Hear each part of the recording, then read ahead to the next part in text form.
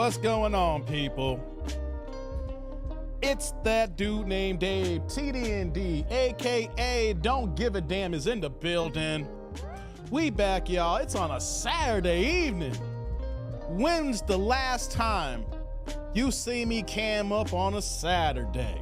But we here, baby. We gonna go through it. I don't know how long I'm gonna be here for, but we gonna rock and roll rock here, right?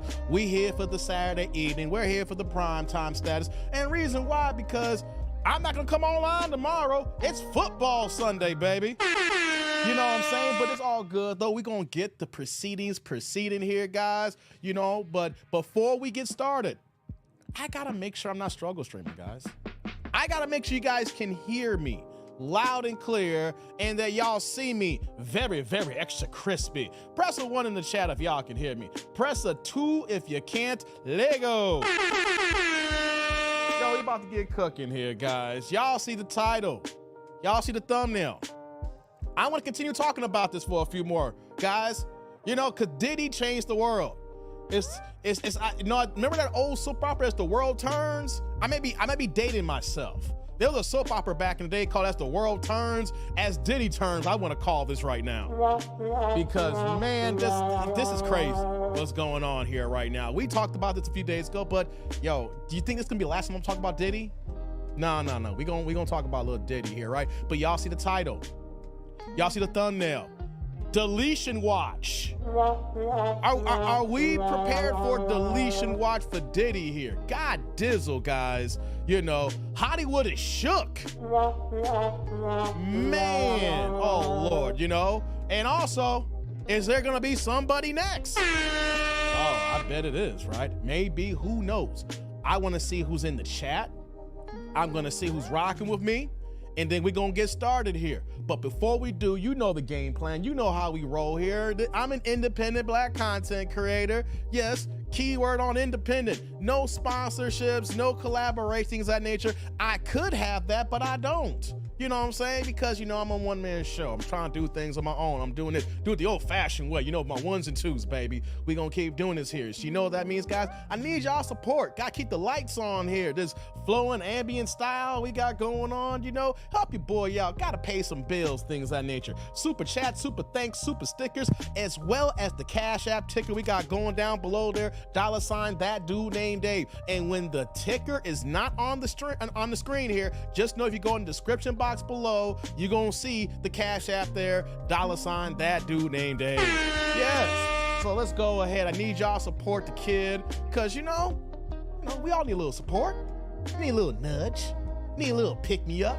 You know what I mean? But before we get the proceeding, let's see who's with me in the chat, guys. Let me see who's in the building. Hey, and while I don't know if any notifications gonna be going out, I don't know what's gonna be here. While I'm getting started at the top of the chat here right now, let's do it here.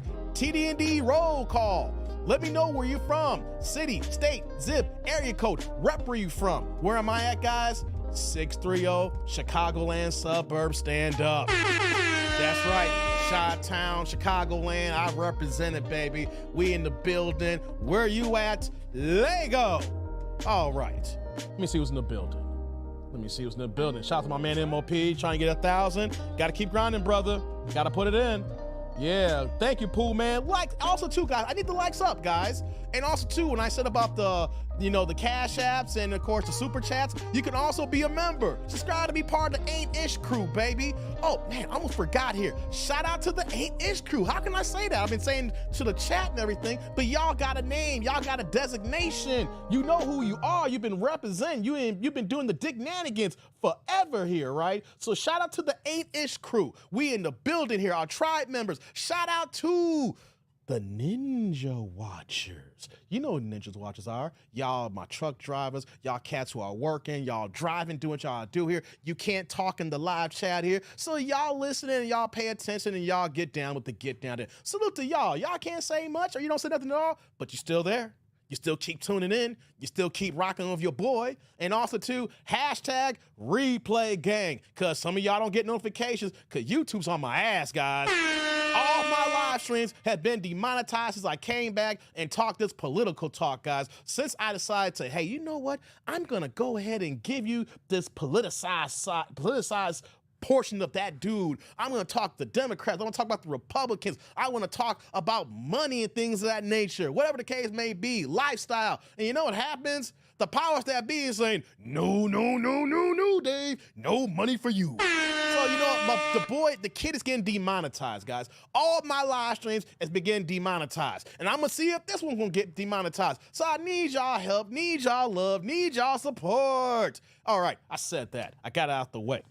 So let's go through the chat here. Let's see who's with me. We'll get the conversation started, all right? Thank you, Pooh, man. I appreciate you. Thank you for the Cash App. Even posting my Twitter. I need to get harder on Twitter, man. Know what I'm going to do? I said I wasn't going to do it. I'm going to pay for a Twitter premium. I'm going to go ahead. I'm trying to get back into the YouTube space as far as building the channel back up. But you know what, though? I got to work on other platforms, guys. I just can't be solo, singular purpose on YouTube. So we're going to get back on Twitter, guys. We're going to do that. So thank you. You know, we got the Instagram, too, as well. I got to get on Instagram, too. I'm on there, but I'm not doing much. You know what I mean? Does the show start officially at 6? We here.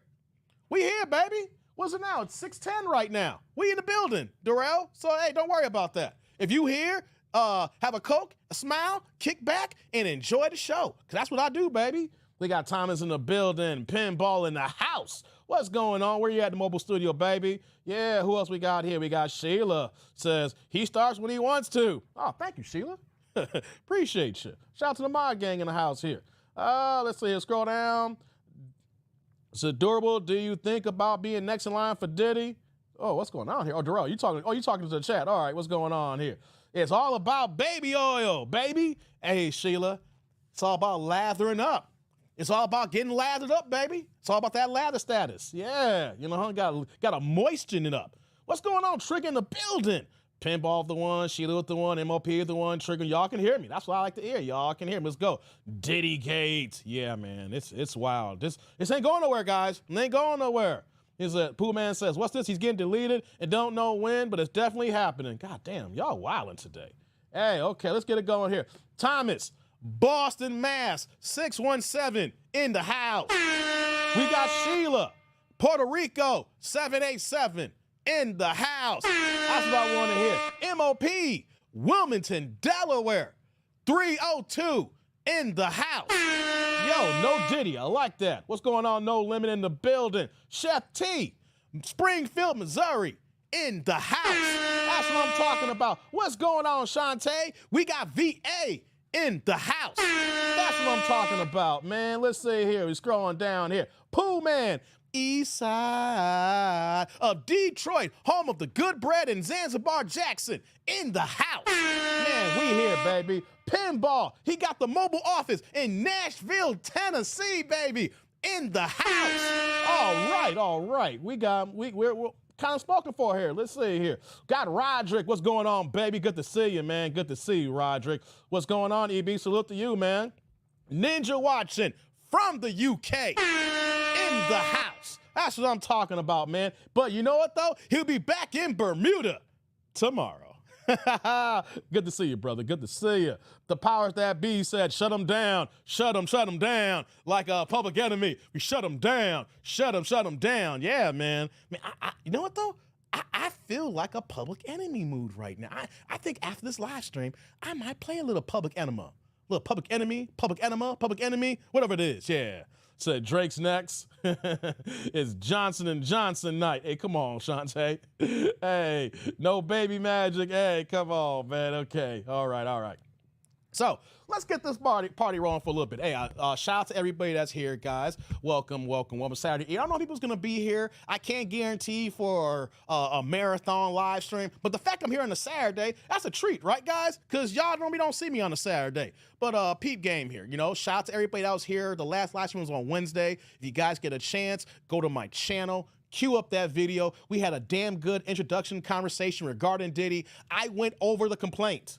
I went over the document. I went over the 14 or 15 page complaint regarding Diddy. And not just by myself here. We had my man Broken Traditions in the building. Broken Traditions. He has a YouTube channel. Shout out to my man. He doing good things in his space there. Salute to him. He cammed up, as well as my brother T. Orlando, who is also a astute legal mind. We had a small panel, and we went and had a nice little conversation regarding Diddy, the affidavit, the charges against him, and man, it was damn good. So after this live stream here, or right now, you can go to my channel, cue up that other video, and then y'all can pull that up, man. We had a damn good conversation. That was on Wednesday. Took Thursday off. Reason why I didn't live stream on Friday, guys, which is yesterday, you know, I spent some time with the family. Before we get into the show, guys, salute, Vince. Good to see you, brother. Glad you're here.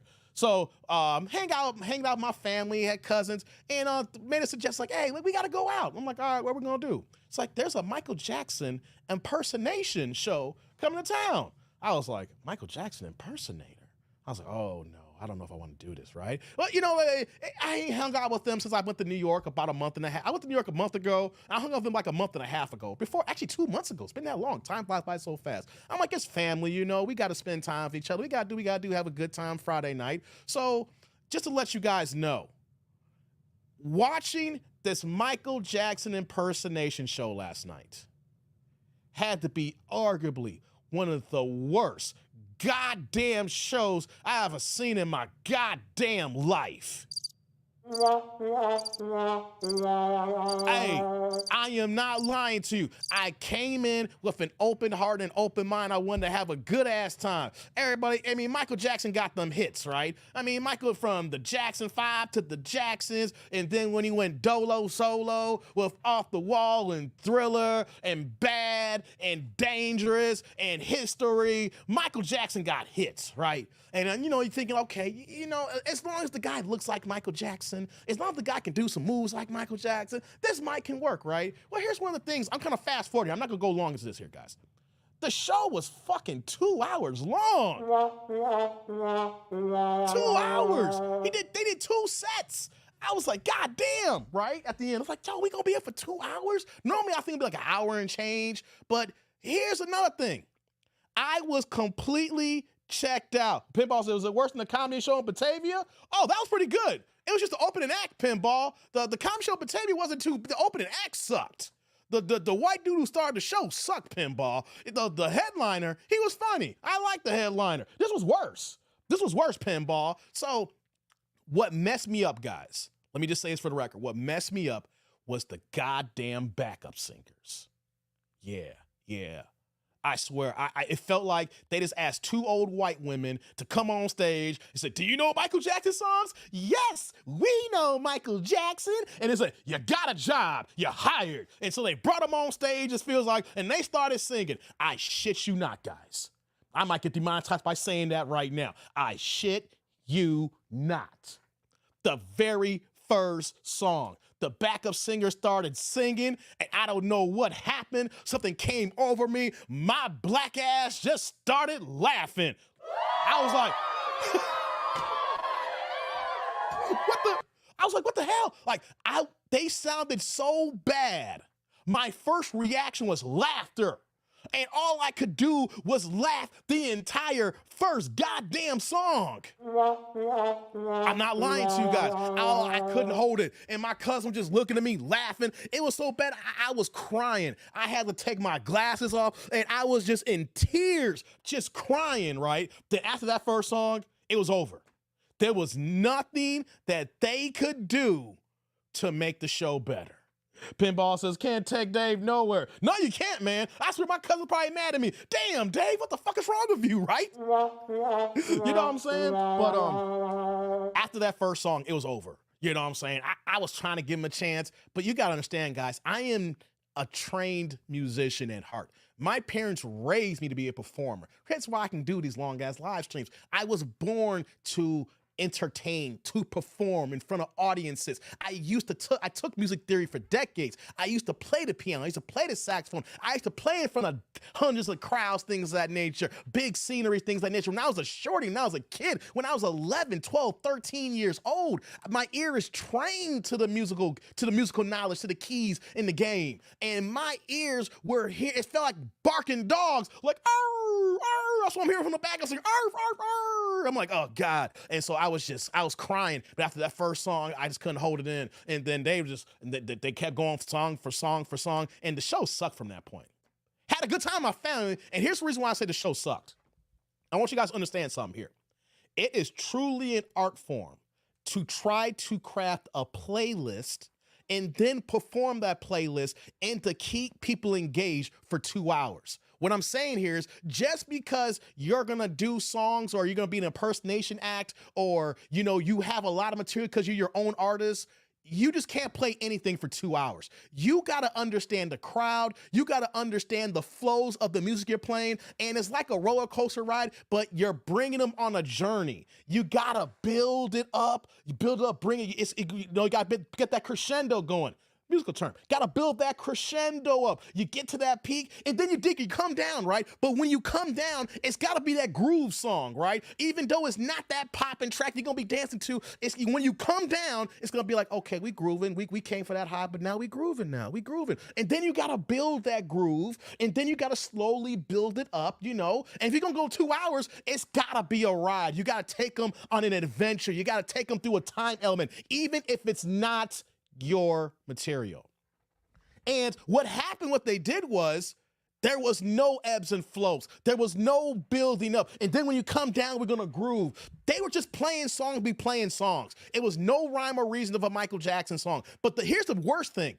They played, I say arguably, Michael Jackson's best songs in the first set. Then in the second set, we all knew these songs, but they weren't the top Michael Jackson songs. So it's like, yeah, you know them, but it's like, if you're going to close the show, you got to close the show with a bang. You got to hit them with the one-hitter quitter. You got to hit them with the joints that everybody loved at the end. And Michael's catalog, or whoever artist's catalog, if you want to perform their music, you can do the songs in the beginning that are the joints, but you can't do the top ones in the beginning. You got to warm the crowd up. You got to get them going. You got to get them amped up because they're waiting for those songs, right? But at the end, he was playing all the brothers saying that they don't really care about us.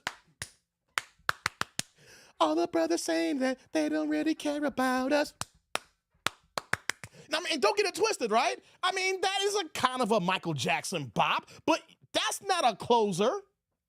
You don't close with that one. You did Billie Jean the first set. You did Thriller on the first set. You're doing Jackson 5 numbers on the first set. The second set, they're doing dangerous songs. They're doing history songs. They're doing parts of the Bad Album songs. For the whole second set, you gotta mix it up. And so they just lost the crowd because you're trying to put all the best songs at the beginning, and then you're trying to do for 2 hours, and then you're doing songs that everybody know them, but it's like, that's not the bop. That's not the jam. Watch me get up and watch me get down. No. So that was another issue too. So pinballs, now you can't take me anywhere. It's just the fact that if I didn't pay for my ticket. My family paid for my ticket. But if you're paying a fee to go watch a show, then that means it is your job as the artist, as the entertainer, to put on a show. And it's your job to understand the playlist, the program, to understand what you got to do to build the people up and to keep them there. At one point, I surveyed the whole canvas, the people who's in the building with me, and everybody was sitting there like this. Or if they're in the standing room section, they were standing up like this. It's Michael Jackson. How's everybody got their hands in the pocket or doing this for 1 or 2 people here? So, yeah, And made it worse, the food sucked. God damn. Ordered some nachos with some chicken tenders. I mean, I just wanted to snack. And if it wasn't for family and spending time with family, it would have been a total lost goddamn cause, right? Hey, but shout out to you. The dude looked like Michael. He kind of moved like Michael, but then he, it was a little janky. He had his moments, but, and then they had like the big Jumbotron where they had like a video projector of real Michael Jackson, right? And some of the songs were the ones that they had in the background. It got to the point I would have been watching the live act. I was watching the Jumbotron, watching Michael Jackson from 08, 09. That's the one thing you don't want to do. You put it on the screen and everybody's watching the screen. No one's watching your ass. So, hey, it happens, right? It happens. It's a Michael Jackson impersonation show. It's going to be hit and miss. The last Michael Jackson impersonation show I saw was my 30th birthday weekend in Vegas. Shout out to my man JD. He was here in the building the other day. We saw that show. We had a good ass time. And it was at the Stratosphere back then, but they it's called the Strat now. People say it's called the Stratosphere. But Michael Jackson impersonation shows are hit and miss. It is what it is, But that's what happened to me last night. So that's why I didn't live stream, but that's why we're here today, and we're here to talk about Diddy, guys. We're here to talk about Diddy, guys. We're going to talk a little bit more about it. Everybody's been talking about Diddy, Sean P. Diddy Combs, Puff Daddy, Brother Love, whatever you want to call him. Man, he got himself in some shit, didn't he? He got himself into some shit, didn't he? Shout out to Sheila. What you saying here before we move on? I was watching Queen's Gambit on Netflix about this little girl who became an orphan, addicted to drugs in the orphanage, and learns how to play chess and becomes world champion. I finished last night. Really? That sounds kind of interesting. I'll take a look for that later, Sheila. Says Diddy may have bargained with the devil, but every minute he gives is one step toward the moment when he comes to collect. We'll talk about a little about it. Said, how did you mess up nachos? Man, it was fucked up, Pooh, man. They messed up nachos, dog.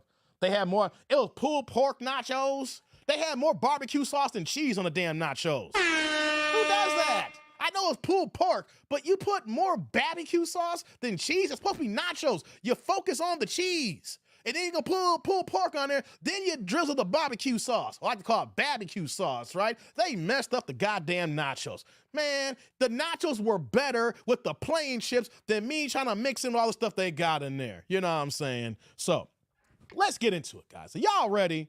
Y'all ready for this, man? Super chat, super thanks, super stickers. Show y'all support. Cash App, that dude named Dave. Y'all saw the ticker, I took it off, but it's in the description box below, guys. So let's get into it, guys. Let's get into it. Yeah, Chef. You a chef too, brother. Hey, Chef, I know you are actually a chef by trade, and that's not only a sin, that's a goddamn violation. Yeah, I know, Sheila. It's a violation. How do you mess up nachos? Ooh. All right, guys. Can we get into it now? Can we do this here? Let's pick up where we left off here. We're back on Diddy.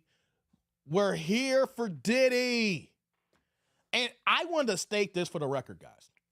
Some of my commentary, you're going to say, what the hell is Dave talking about? Some of my commentary, you may hear me say, yo, Dave, are you supporting Diddy? Oh, no. I'm not supporting Diddy. But one thing that I want to focus on for everybody here in the live stream and everybody who's going to be watching, ninja watching, and everybody part of the replay gang, some of the things I'm going to say is not pro Diddy.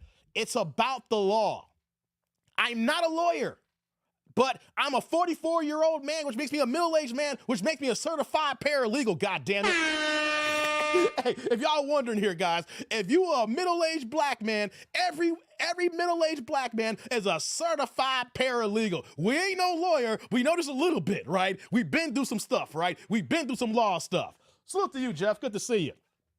So what I want to say here is that I believe in justice. Do I believe in my heart that Diddy has done wrong over the years? Hell yeah. Hell yeah. But my thing is, if we're going to be charged under the law, I want to make sure that we're being charged for the right counts and the right reasons. Does that make sense? Like, everybody who does things in the dark will come to light, but it needs to be legally justified. And I want to make sure is, are they overcharging P. Diddy? Are they overcharging him with things that looks like he's being charged for just being a nasty, freaky-ass man? Even though in the complaint, guys, I know you've heard tons of channels, you heard tons of people, we're gonna give you the facts. Just because the complaint, mentions Cassie, mentions abuse, mentions heinous actions. Diddy ain't getting charged with that. Diddy ain't getting charged with assault. Diddy's not getting charged with, grape action. He's getting charged in a RICO. He's getting charged for racketeering. He's getting charged for arson. Technically, he's being charged for running a prostitution ring. That's where we're at, guys. That's where we're at. He's being charged in a racketeering sexual escapade situation here. So before we move on here, we got to mention, I've heard people try to bring it up to me. He's not getting charged for putting hands on anybody like that. Now, this may all change if people start coming forward and start testifying against him and then actually have actual proof of the heinous acts that may be done against him. But for right now, he is being charged as a freaky ass man. This says that he got hit with guns too. 6 points. Let me throw that in there. I was about to get to that. Yes, there are guns there. But here's the thing. And here's another thing too. Yes, they were scraped off. So what we got here is some illegally manufactured AR-15s in the game here, right? But here is something that a good lawyer can shoot that down. Number one, guys, those guns weren't put together. They were broken down. You know how certain firearms, you can break those down to multiple pieces? They were not together, guys. They were broken down, A. Number two, you need to have somebody in that house that says those are Diddy's weapons. There could be somebody who has a clean record because so many people come in and out of Diddy's home that can easily take that firearms charge because so many people come in and out, in and out, in and out of that house. I'm not saying this as a support of Diddy. I'm saying this from a legal standpoint here. Yes, there's guns in the house. Yes, the serial numbers were scratched off. But yes, the guns were broken down. And also, you got to prove that those are Diddy's guns in the house. Hell, one of Diddy's sons could arguably say, those are my guns, Judge, and give him about 3 years, 3 to 4, and he'll serve 18 months max. You know what I'm saying? There's ways around the gun charges, guys, because of how many people are in and out, hither and thither, to and fro, here and there, back and yonder, in and out of Diddy's houses. You know what I'm saying? So even though we're hearing these things, a damn good-ass lawyer is going to be able to litigate that fact here. I'm not saying that he's not wrong. I'm saying that we're in the beginning phases here, and the things that we're hearing, intersex, trying to transport the booty and things of that nature. Of course, we hear about the 1,000 bottles of baby oil and lubricant. That's not that's not an illegal act, guys. That's not an illegal act. But here's the thing that I am going to concede, though. Like I said, do I believe Diddy has hurt people over the years? Hell goddamn yeah. I don't want y'all to think, oh my God, David is trying to support a monster. No. What I'm saying here, guys, is we have a black man who is being charged with heinous acts of crimes. And whenever something like this happens here, we looking at Diddy as possibly the bigger fish, the biggest fish. But it kind of sounds like, too, to a degree now, there's other people that they want taken down. They got all those videotapes they confiscated. They got all the audio recordings that may be confiscated. They raided multiple homes here. The feds know who's on every one of those videos. They've been waiting for this moment for a hot goddamn minute, right? But the only charges, we went over the charges on Wednesday, guys. We got racketeering. We got arson. And I want to say this, guys, for the record, allegedly, the arson in the affidavit is regarding Kid Cudi. Allegedly. There was a situation where Kid Cudi had a drop top. I could be off, guys, but I'm just going by what I've done a little homework, and I could be wrong. I can always be stand corrected. But from what I know regarding the arson charge, it's the fact that Kid Cudi had a drop top. If you remember, there was a hot minute back a little while back that Kid Cudi and Diddy had a little beef, and Diddy allegedly, with some of his goons, allegedly ripped open the drop top, went ahead and dropped a Mazel Tov bomb in that bad boy, and whoosha! And that's when we got the arson charge, baby. So that's the arson charge, allegedly.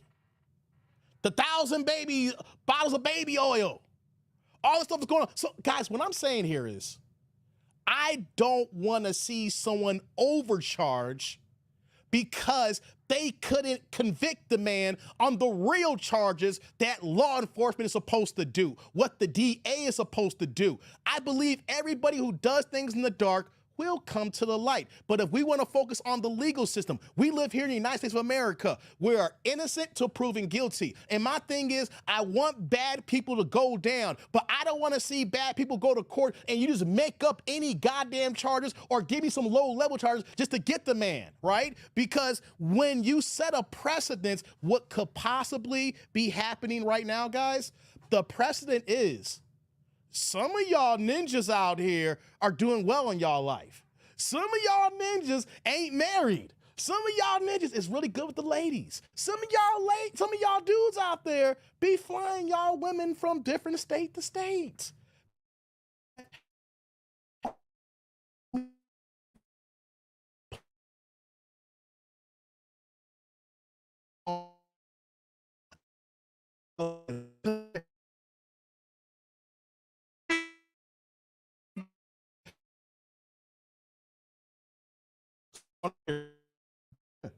Hold on, guys. Hold on.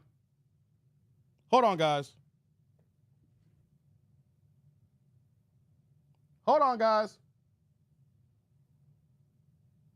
Something's going on here. See, I'm talking about some things and they're getting me. I know it's choppy. Grits, I know it's choppy. Something's going on here. Ever since I came back on the game, they're trying to take me down. They're trying to take me down, guys. Lights up in the building. They're trying to take me down, guys. They're trying to take me down. See, since I've been trying to keep it on the real, they trying to take my black ass down. They don't want me to speak, but we're going to keep going, guys. We're going to keep it moving, all right? We're going to keep it moving here. Like I was saying here. What you saying here? It's over 1,000. I know it's over 1,000. We joke around about that. What's going on, Banks? Good to see you, man. You know, so Ice Cube, no Vaseline. No doubt, no doubt. Dave, 7 seconds. And they're trying to get me, guys. They're trying to get me. Anyways, like I was saying, I don't want to see someone overcharge. I want to see somebody get their due justice. But don't just be throwing anything on the wall and then like, okay, that's how they got them on. Because like I said, it's a slippery slope. This could set a precedence. As far as men who are flying women across, around the country here, for what? For that ass. Or I should be more for the women, for the older people who watch me from time to time. Flying ladies from another region to another region for nice little adult conversations, adult activities, right? So what I'm talking about here is what they're using for Diddy. Some of y'all ninjas may catch a case in the future here, and that's what I'm worried about. That's what I'm talking about here. Somebody getting overcharged. But let's get into some current stuff right now. About the title, about the thumbnail, what we're talking about today here, guys. We're on deletion watch right now. We're on deletion watch. Hey, what's going on, Dank? Holy shit, next year, I haven't heard that name in 25 years. Yeah, someone dropped the net zero comment there. Yeah, that's funny. Net zero. That's that dial-up stuff, man. But we got Diddy on deletion watch now.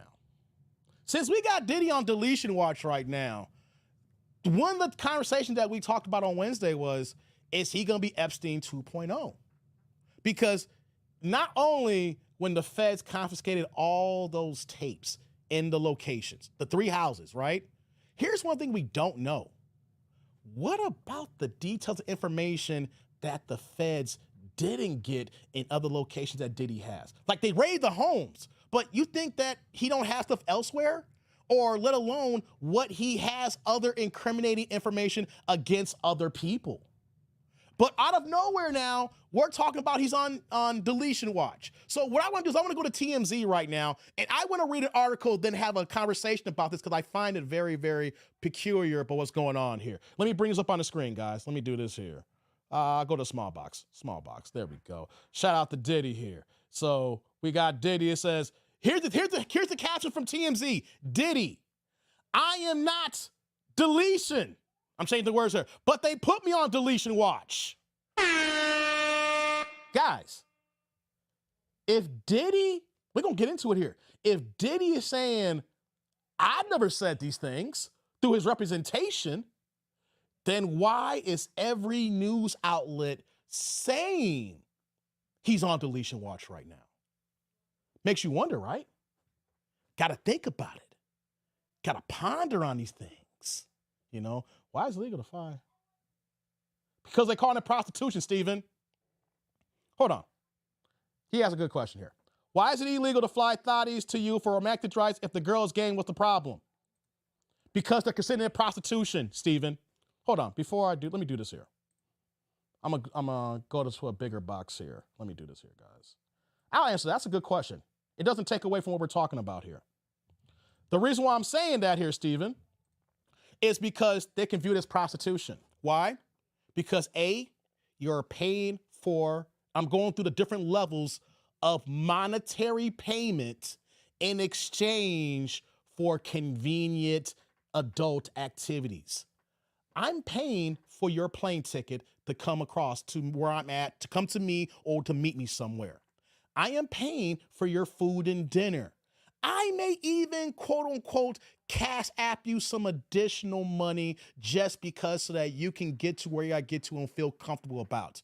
Well, those exchanges of monetary items can be looked at by the federal government as prostitution because that woman is going from one location to a different location, different region, different area code, different sector of the country here, right? In exchange for monetary goods and services. I'm paying for you to come see me in exchange for activities. And then what they can do is all it takes is one woman. If you have a bad argument, guys, we've all been there before. A woman who'll get mad and call the police on you, make up any kind of goddamn charge, right? Or saying he did something to me. All they gotta do is go to the text. I'm not stretching here. All you gotta do is go to the text messages and see, hey, he gave her money, he exchanged goods, she saw him and gave up the cheeks. It was cheek game. He clapped those cheeks and there we go. Hence, you got a pro charge on you guys. And so that's why So that's why I'm saying it's a slippery slope because all they need is evidence that you provided monetary goods to such and such woman. Such and such woman came across state lines. After coming across state lines, you engage in adult activities, AKA cheeks clapping. And if we got the cheeks clapping, and then, hey guys, how many of you or you know somebody where a woman was down for the cheek clapping and then out of left field saying, he took it from me? Or I didn't want it like that. Or here's a little rough, officer. You see what I'm saying here? Now, they're putting this on Diddy times 1,000.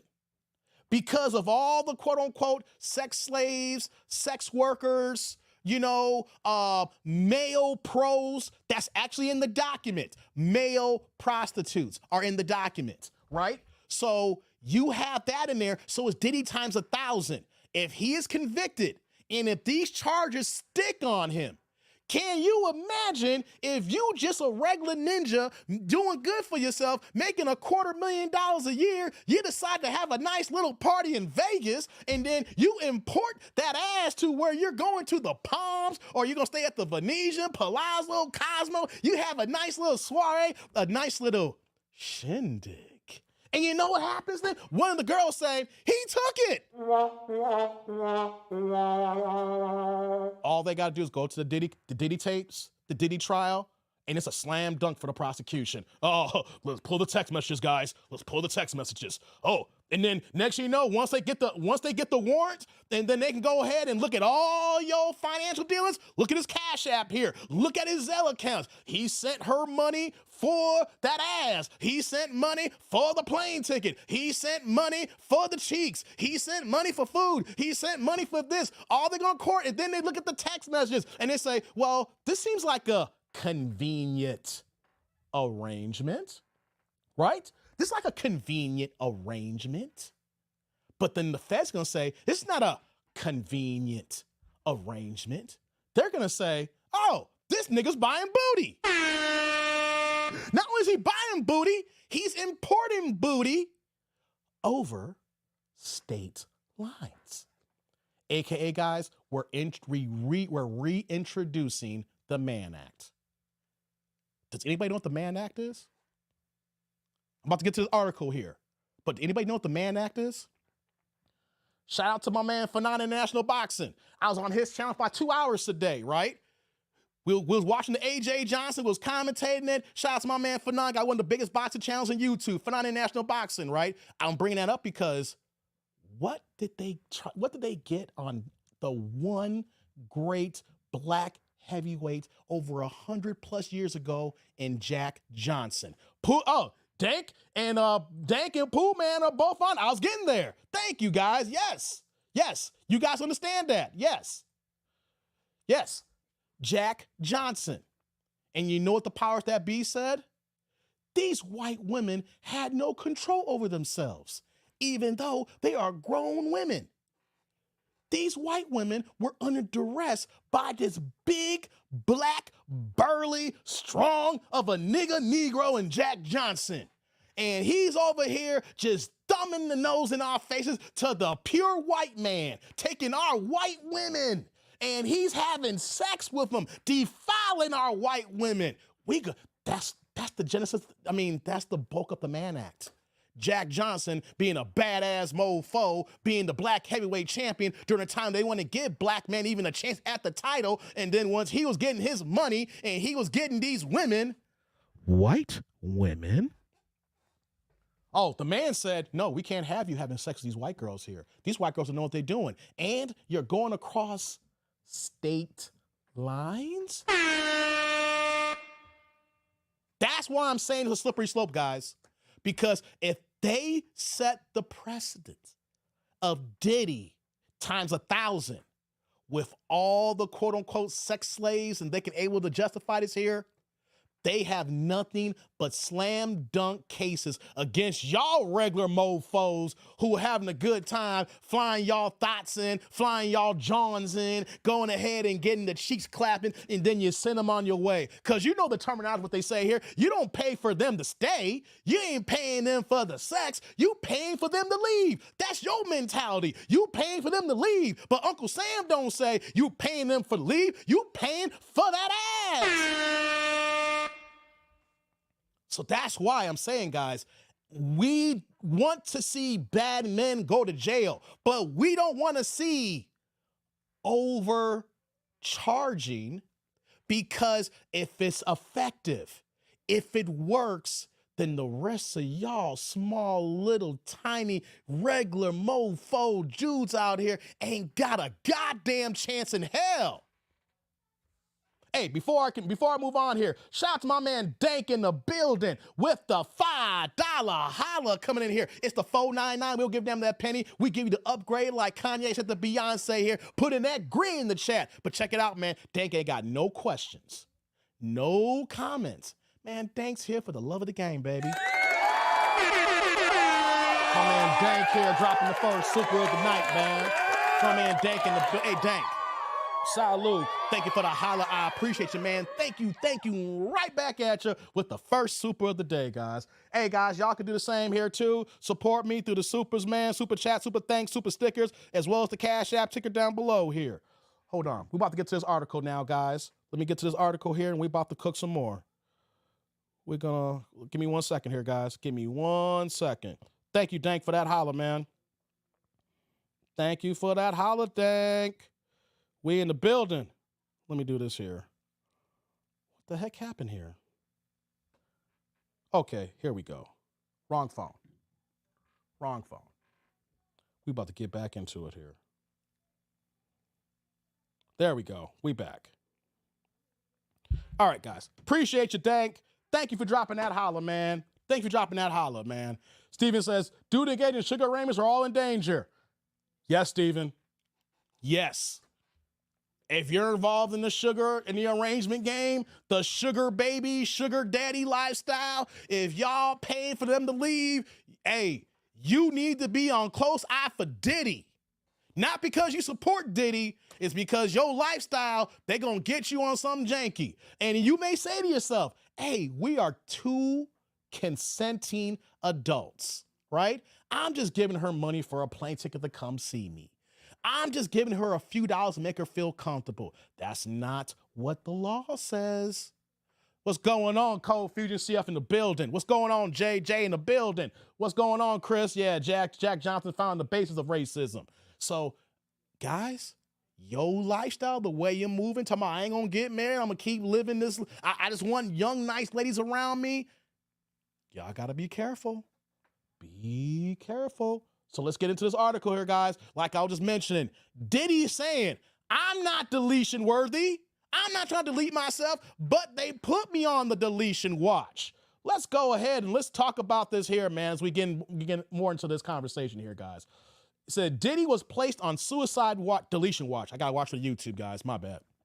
Deletion watch at the Metropolitan Detention Center in NYC, but he's not deletion, at least according to his lawyer. Diddy's attorney, Mark, I can't pronounce his last name, I'm not gonna try to butcher it.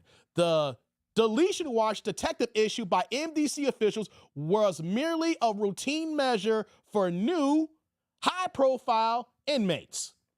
He noted that he spent 6 hours Thursday with Diddy at the federal lockup, and the music mogul turned criminal defendant was not all deletion. In fact, Diddy was strong, healthy, confident, and focused on his defense.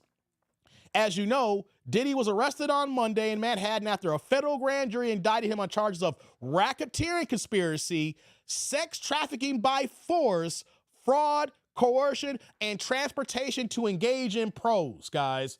Guys, like I was saying earlier in this conversation, there is nothing in the complaint. There is nothing in the affidavit regarding assault, rape charges, etc. What you see on the screen is what we're seeing here. Racketeering. What we're seeing here is a whole transportation conspiracy charge we got going on here, guys. That's what we're talking about. Let's scroll down. Diddy has been held in custody ever since his lawyers has fighting to get him out of jail. But two judges denied Diddy's request for bail, siding with federal prosecutors who say the Bad Boy Entertainment CEO tampered with witnesses in the case while posing a danger to the community. God damn. As for the Brooklyn MDC, it's considered a notorious jail with prisoners living in sickening conditions.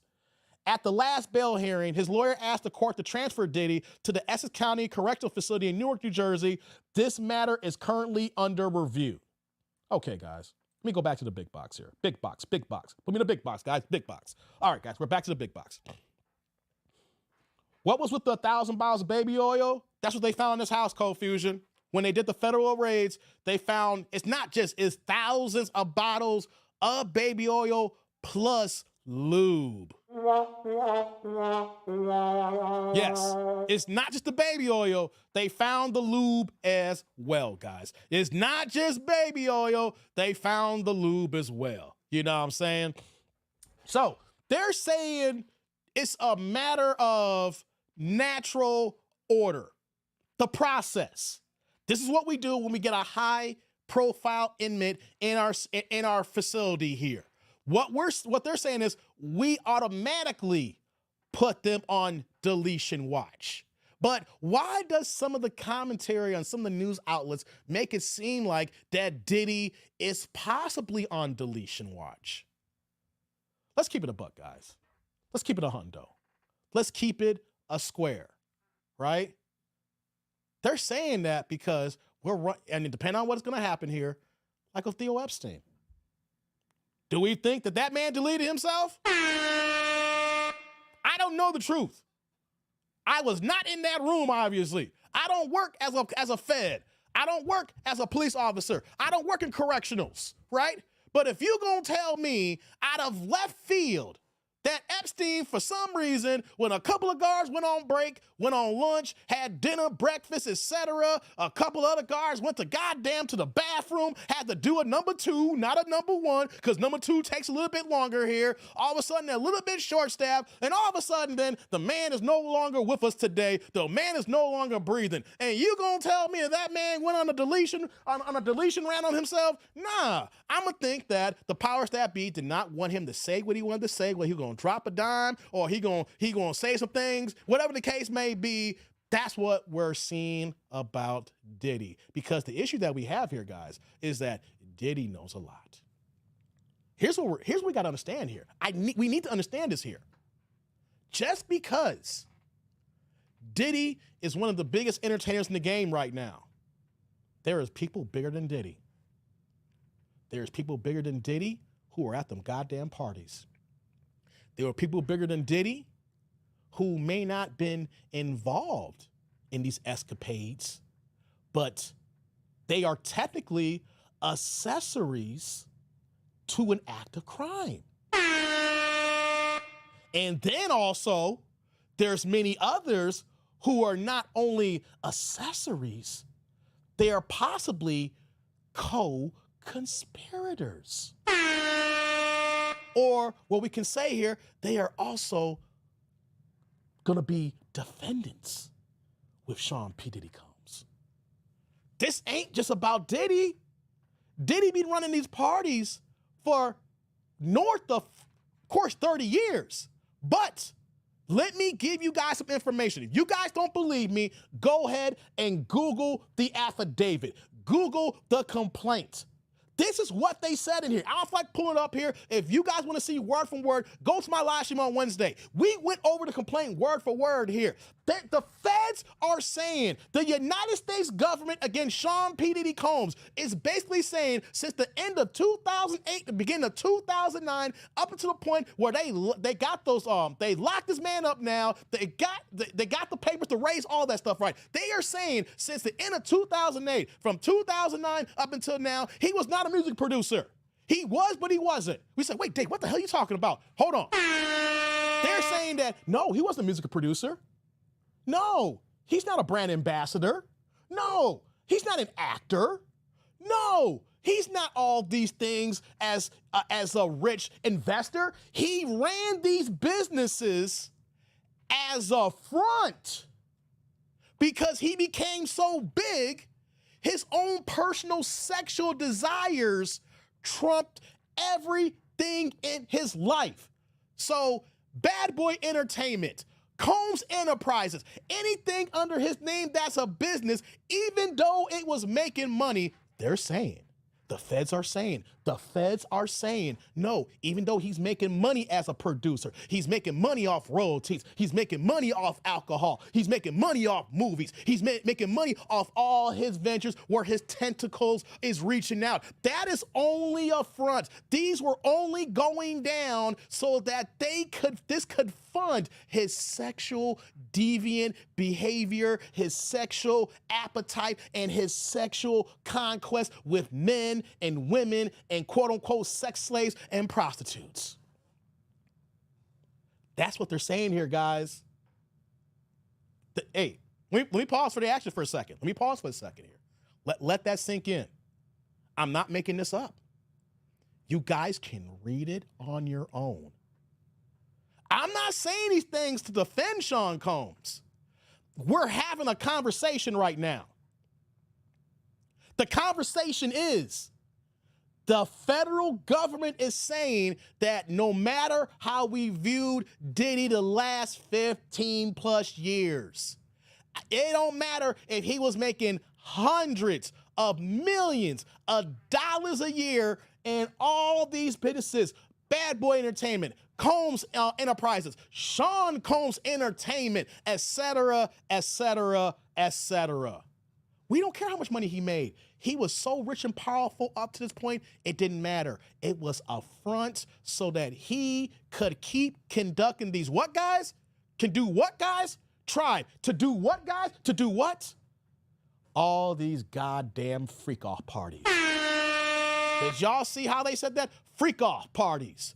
These freak off parties. He became so rich. He became so powerful. He had so much juice on people from all these parties, all the recordings, all the audio, all his indiscretions that, no, he's not Mr. Take That. He's not that been around the world and He wasn't that. Or bad boys come out and play. It wasn't that. Remember Craig Mack? I got the flavor in your ear. No, he wasn't producing for the likes like Craig Mack. I mean, that was a long time ago. You get the idea. He wasn't producing for the acts of future remixes with Faith Jones, with Faith Evans, with the Locks. You know what I'm saying? That's a front. That's a front. That's a front. So, what I want to bring up here, guys, is how come the federal government doesn't have any assault charges, any indiscretion of rape charges? Because they all fell under the statute of limitation. If you notice, you read the complaint on your own, guys. They mention Cassie's situation. They mention the heinous hotel video. Guys, we saw that in March, right? I did a reaction on this video, on this channel. You can go to my channel and see that reaction here. We talked about that. That was horrible. No man in their right mind should be laying hands on a woman like that. That's freaking, it's goddamn indefensible. I'm not defending this man here. Hell no. But they put that in the affidavit. They put that in the document, but there's no charges. You know why? Up until this point, anybody who they've talked to, the statute of limitation ran out for said crimes. That's why we got an arson charge. That's why we got a RICO charge. That's why we got technically a sexual prostitution ring charge. That's why we have a racketeering charge. Because the most damaging charges that could come about, they couldn't get them. Hence, here's the thing though, that the state may have something here. Not take the government. They turned down Diddy's $50 million agreement. That house is paid for, guys. He was gonna hand over the deeds, the keys, everything. Take this, take my mama's passport, take my kid's passport, take the planes, take my plane, and you know what though? I'll have no women in the house except for my daughters and my mama. And the federal government said, hell no, Diddy. You know why? Because even after we arrested your black ass, well, when we did the raids, of course, we're saying that you are going around intimidating witnesses. That's what the government's saying. You are going around saying, if you do some things, I'm going to do some things, the people we need to talk to here. So nah, Diddy. So technically, guys, we're probably, no, Monday was probably, possibly, maybe, possibly, maybe, could have be Diddy's last day as a free man. Diddy right now in the same spot where R. Kelly was at for a hot minute. At the same correctional facility where Kells was at. I'm not saying all these things to say that Diddy's innocent. Just want to have a conversation. Because no, I think the man is a monster. I think he is. But my thing is, I want to see people charged for the right crimes. I want to see the federal government and lawyers and DAs do their damn job and do the right thing. Right? Don't be throwing up some trumped up charges like they always do for the black guy, but we see the big dogs in the white communities and they do that shit all the time and nothing ever fucking happens until they can't just unsee it no more. Like the Harvey Weinsteins of the world. They let Harvey Weinstein go so hard where they could not unsee it. Too many rich, famous white women came out and said no. And at first it was like, go ahead, white girls, keep going, white girls. Too many came out. It got to a point where when they frame Harvey Weinstein, guys, did you notice how they look at Harvey Weinstein and those of the world like that? What do they say? Oh, he's an anomaly. He is the exception, not the rule. Us white men don't move like that. He is just some angry, power-hungry, fat, ugly-ass man, and don't worry, we're going to take care of him, people, but he ain't like us, right? But guys, have you seen the rhetoric when it comes to Diddy? We got Diddy and, you know, R. Kelly. I'm not justifying them, but when we hear the charges against us, it's our nature.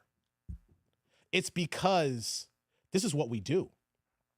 It's because we're inherently bad as black men. We can't help ourselves when we have money. We have maybe just a little bit of power. We have success, and we have, not say money, but disposable income. Right?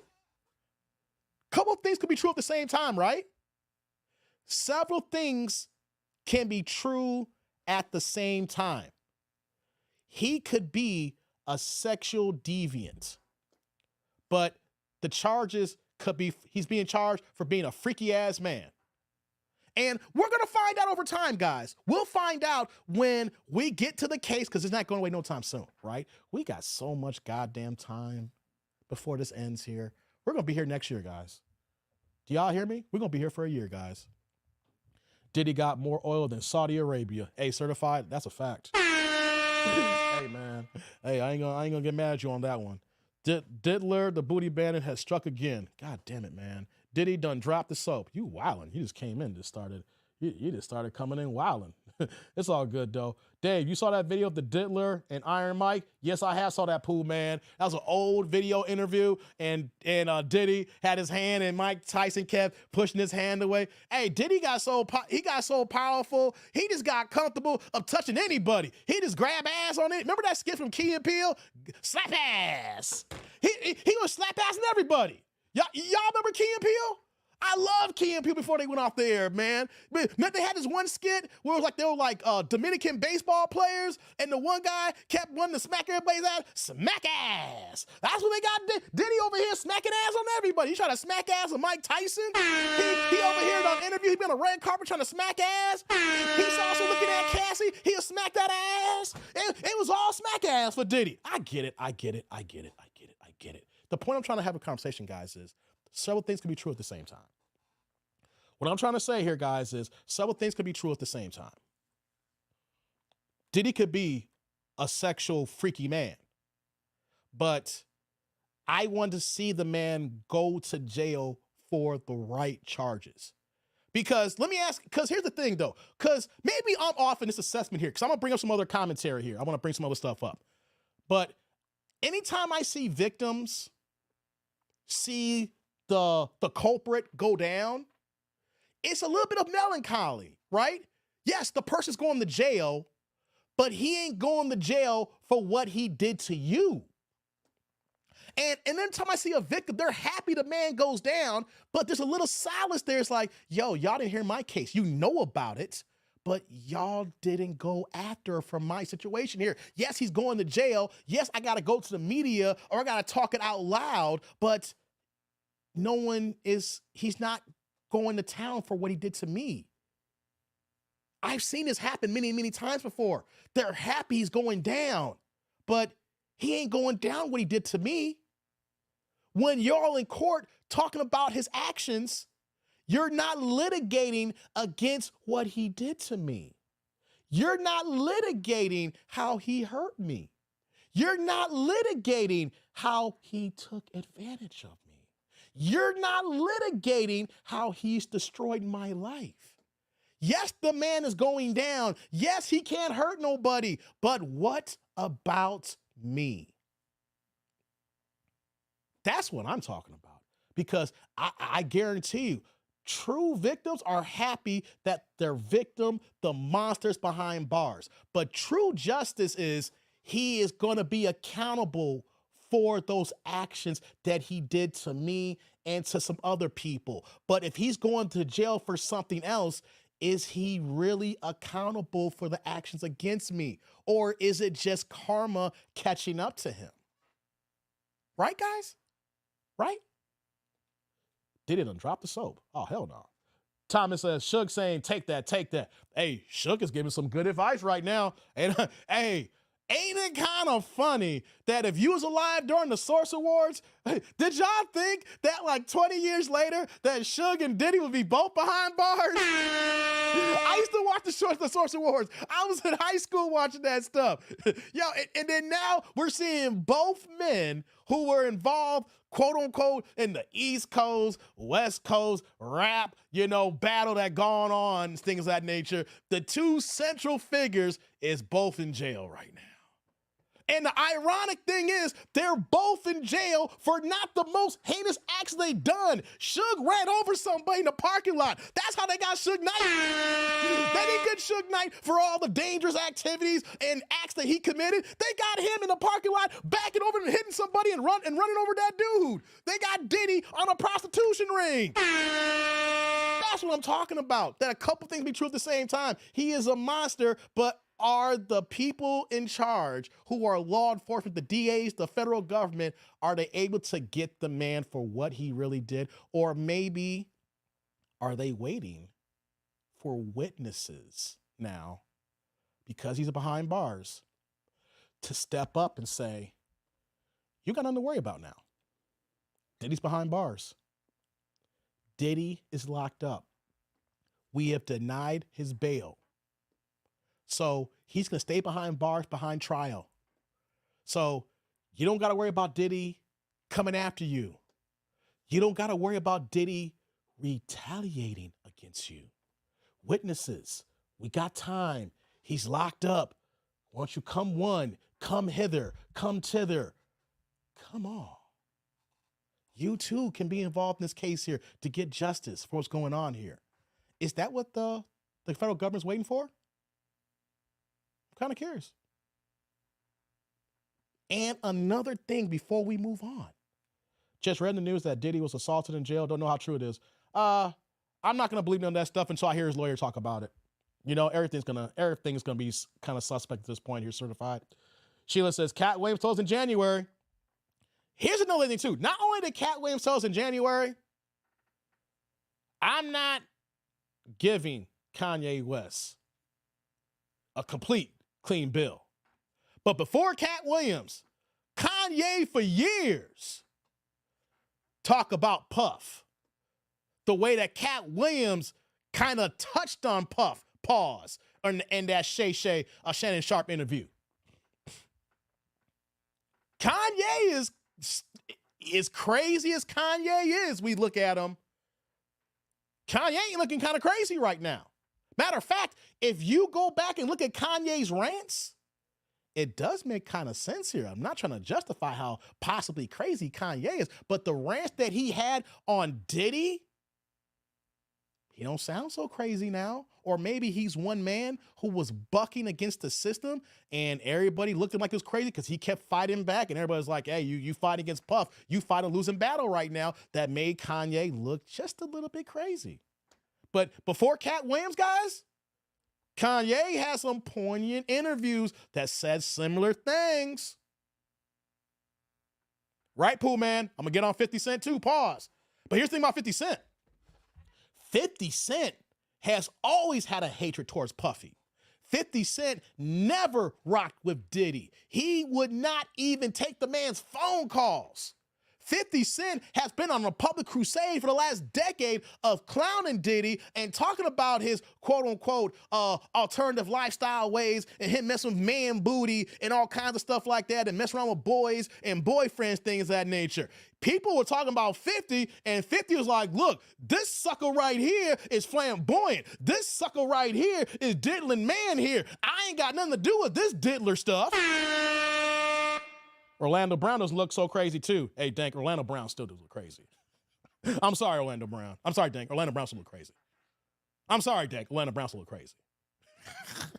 That Negro. I'm sorry. I'm sorry. I'm sorry, Dank. That ninja still look crazy. Jay says, Dave, what do you think about the Diddy party tape floating around with Kevin Hart, Trey Songz, and Terrence J? I seen a whole bunch of video and clips, guys, but here's the thing, though. I'm not seeing anything new. All the things that you're seeing on Twitter/X, on Instagram, people making YouTube videos, I seen them shits a long time ago. They're just resurfacing now because we all have a different lens to look at these pictures, to look at these videos, right? Certain pictures and videos, we looked at them back then, it's like, that does look kind of suspect, but there's nothing incriminating about it, except for the Aaliyah videos and the Aaliyah shots, because Aaliyah was clearly underage, right? That's the one suspect thing, but we all said that was suspect years ago, right? So my thing is, anything that you guys seeing now on X, Twitter, Instagram, social media, whatever the case may be, unless it's new stuff, it's old pictures, old videos, but it's new, got on the internet now, unless that appears, nah, we've seen these pictures. We've seen these videos. They did look kind of suspect, but there's nothing incriminating. Just like it raises eyebrow. The difference now, guys, is the fact that we got a new lens now. We got new glasses now. We got new peripheral vision now. We're looking at it in a different light now. There's people who, no matter what, was rocking with Diddy, was fan of Diddy, and Diddy could do no wrong. And now you know that Diddy can't do wrong. You got a different pair of view. You got a different lens. You got a different vantage point, guys. Yeah. Got a different vantage point. So that's what's going on here. It's old that we're seeing here. It's all old. It's all old. But now we got a different mental makeup. Does that make sense? We got a different mental makeup, because at one time, how you gonna take down a billionaire? How? He got so much money. How you take a man down who got that much money, who got that many people on the payroll? He does have some sort of power. And when I say power, guys, I mean that he has resources beyond the average person to do what he needs to get done, what needs to be handled. That's power. When you can make a quick few phone calls and something can be taken care of, positively or negatively. Dank says, definitely still crazy, but he was speaking truths about the weird stuff he saw. Yeah, that's true, Dank. I'll give you that, brother. I was being funny for a second. Yeah, I mean, Orlando Brown and Jaguar Wright, I'm bringing her in the conversation because you guys brought up Orlando Brown, guys. They're the situations where that a broken clock is right twice a day. You've heard that term before, guys, right? A broken clock is right twice a day. That's Orlando Brown and that's Jaguar Wright, right? Sometimes crazy people is gonna get something right. They're not gonna be completely wrong. But at the end of the day, it's still a broken clock. And we gotta remember that once that hour and minute hand changes, they gonna be wrong and saying a whole bunch of fuck shit again. That's the thing though. That's what make them not credible.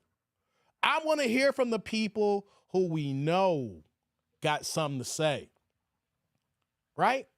I want to hear from the Justin Biebers of the world.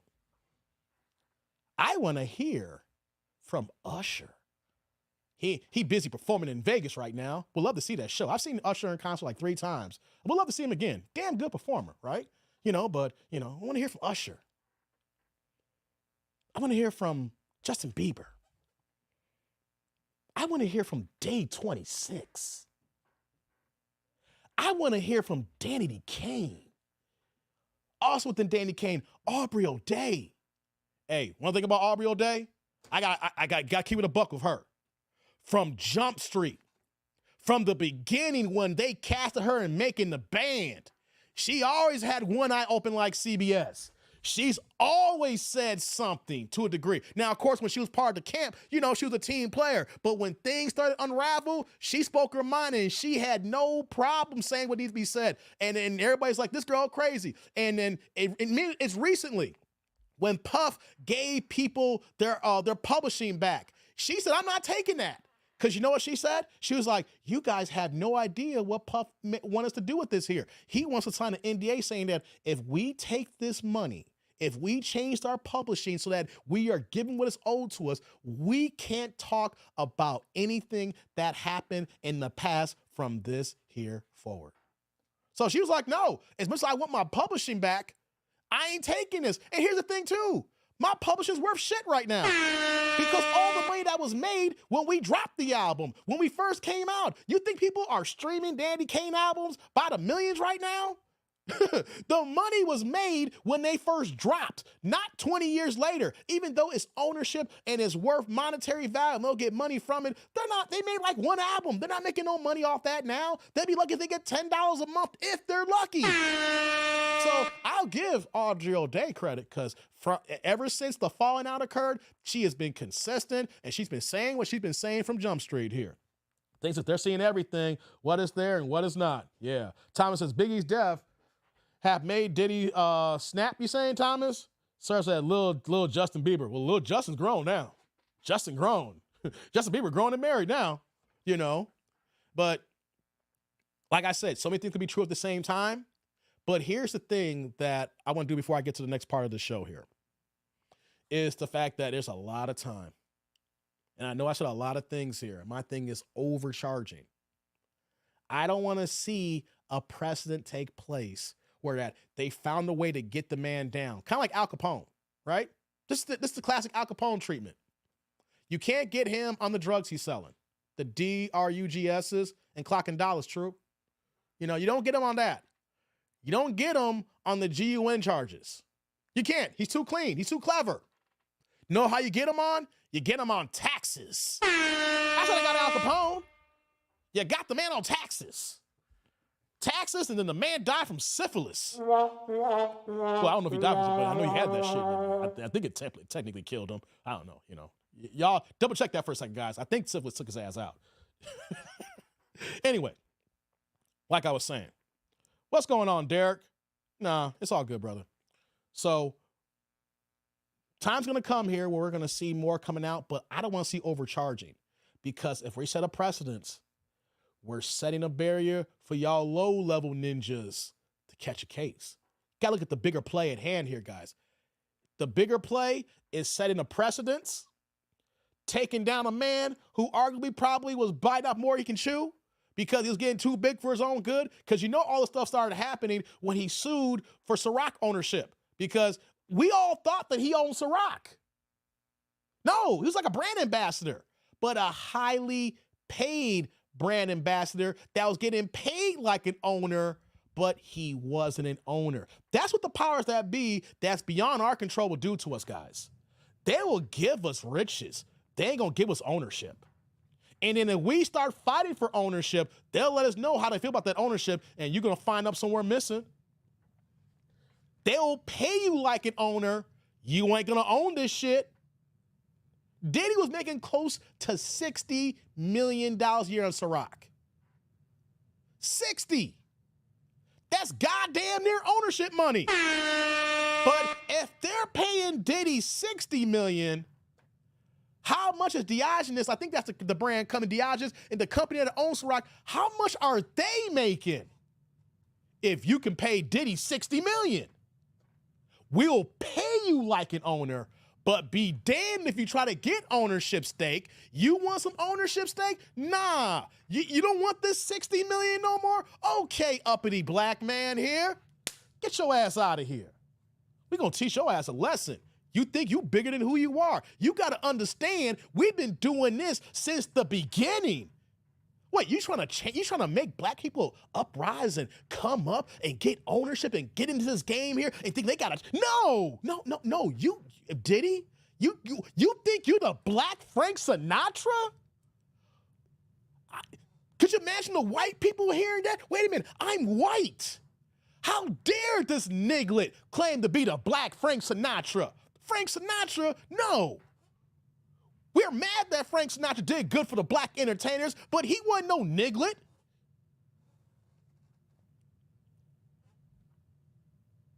Did he try to go too far to the sun like Icarus? He wanted ownership. They'll pay you like an owner, but you ain't getting a cut like an owner.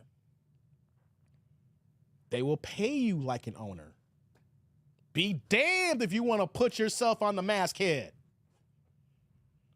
Jay says, Dave, the fact that Diddy had all these resources to fly to Dubai and be safe from the cops, he may be innocent. The charges are probably from racist whites who jealous. I'm not saying he's innocent. I'm just saying, here's the thing, Jay. I'm not saying he's innocent. I'm worried about extra trumped up charges. Because that's what they're going to do. If they can do that, to a man who was once worth north of $1 billion. Imagine what the fuck they could do to us if we decide to get out of pocket. We do the wrong thing to the wrong person. When I say the wrong thing to the wrong person, try to think you bigger than who you are, and you don't got your ducks in order to play the game. Because Diddy couldn't play the game. You think we can play the fucking game? Things like people in funny little hats are tricky. Man, I would have been cool with just being a brand ambassador. He wanted ownership in someone else's company. Here's the thing, B. Wyatt. I hear that. Hold on. Hey, B. Wyatt. What you're saying here is exactly how Diddy felt for all those years, B. Wyatt. See, you're thinking like how Diddy thought in the beginning. I can appreciate that. You saying, I would have been cool just being a brand ambassador, making this money. And that's what he was doing. He was making this money doing take that, take that, take that, take that, take that. But you know what happens, B. Wyatt? You making so much money, and then you think, these motherfuckers who's cutting me the check has no problem giving me this here. How much are they making off of my hard-earned work to build this brand the way it is? It ain't you motherfuckers. All you got is the money. All you got is the distillery, right? It's a lot. But that shit don't mean nothing if the people ain't buying the product. And the reason why people are buying the product is because of me. I'm cool with getting this check for 10 years. Year 11, hey, Mr. Diage's people, you probably paid me north of $300 million since we've been together. We've done good together, right? You've made me extra wealthy, and then you're continuing to be wealthy. We need to do something different here. Y'all got to put me on the papers. Y'all got to open up the books. Y'all need to put me next to the big dogs because I helped build this shit here. And you know what they said, B. Wyatt? Oh, this little niglet was happy for a decade being a brand ambassador. You are happy getting his checks. And now you think you are bigger than who you think you are. Puff is like, look, I made y'all billions. I deserve at least a 5% stake. I'm just throwing a number out here, guys. Just throwing a number. Just conversation purposes, right? I don't know if it's 5%. I'm just throwing a number out here. Conversation purposes, right? Don't quote me on this, but you get the conversation what we're doing here. You're cutting me all this money here. I deserve a cut in because this is not happening without me. We're a partnership. And you know what the powers that be said? Fuck you, nigger. Oh, fuck me? Fuck you, white man. I'm suing y'all. Oh, this nigger want to sue us now? Who the hell does he think he is? He wants to sue us now? After we made this man wealthy? We let him have creative control over the commercials? We let him do his Diddy thing? And now he wants to break what we offered to him. Oh, you think you big and bad and tough. You rich. We're wealthy. You think you're wealthy. But we'll do what we got to do to take your black ass out. He was Icarus. He flew too high to the sun. He thought that he was a rainmaker. He makes hits. He makes stars. He makes brands big, and I deserve more. So that's why I'm going to do what, guys? Take that, take that, take that, take that, take that, take that, take that, take that, take that, take that, take that, take that, take that, take that, take that, take that, take that. I'm going to take Ciroc, guys. These guys at Ciroc don't know what they fucking with. I'm Diddy, guys. I'm Diddy. I built Ciroc. Hell, you guys would never have thought of pineapple flavor before me. You would have thought about strawberry flavor Ciroc. You would have thought about marshmallow Ciroc. I helped build this. No, Diddy. No. Here's what's going to happen now, Diddy. Get the fuck out of here. It's been a nice partnership. The brand is built now. Niggers going to buy Ciroc with or without you, as well as white folks. Everybody's gonna buy Ciroc. You know what, guys? Diddy's too much of a headache right now. He's already sued us, guys. I'm just talking in general. The white powers that be is like, hey, guys, we gotta have a conference call. Gotta have a conference call, guys. Gotta have a conference call. Guys, come on. Conference call. Hey, everybody here, you down south white people here, you Midwest people over here, the rest of South America white folks here, the UK white folks over here, you Australian white folks, all the white delegation. We gotta let go of Diddy. What? He just sued us. What? He just sued us. He gotta go. I like Diddy. No, he gotta go. He sued us, guys. He's gonna sue you guys next. He wants ownership now.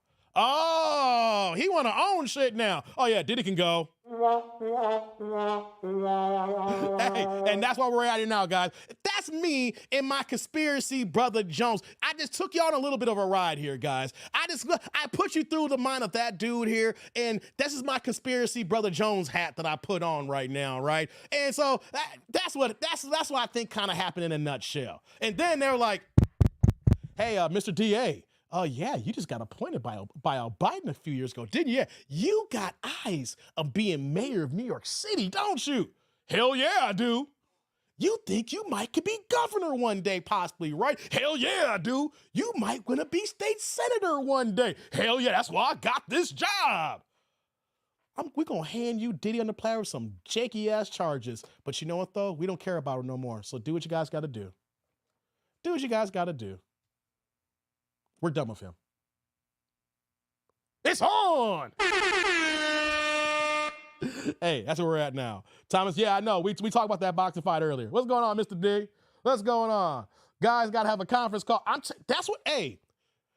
know that you guys might be hearing me saying, this dude's wilding out on YouTube right now. You can't tell me through some level that the powers that be saw that lawsuit with Ciroc, and then the major power players like, Diddy got to go. Get on the conference call, guys. We got to get on the conference call. Zoom, Skype, Teams, Microsoft Teams, whatever we got to do, we all got to get together, guys. Diddy got to go. That shit happened. Diddy made a lot of money for a lot of people.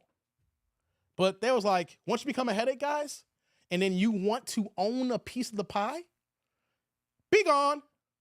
So here's another thing that we got to add to as well, guys, what's happening right now. We are once again watching wealth distribution. They will let y'all niggas make a lot of money. But when y'all niggas get too much money and get beside yourselves, we gonna take that money back. We're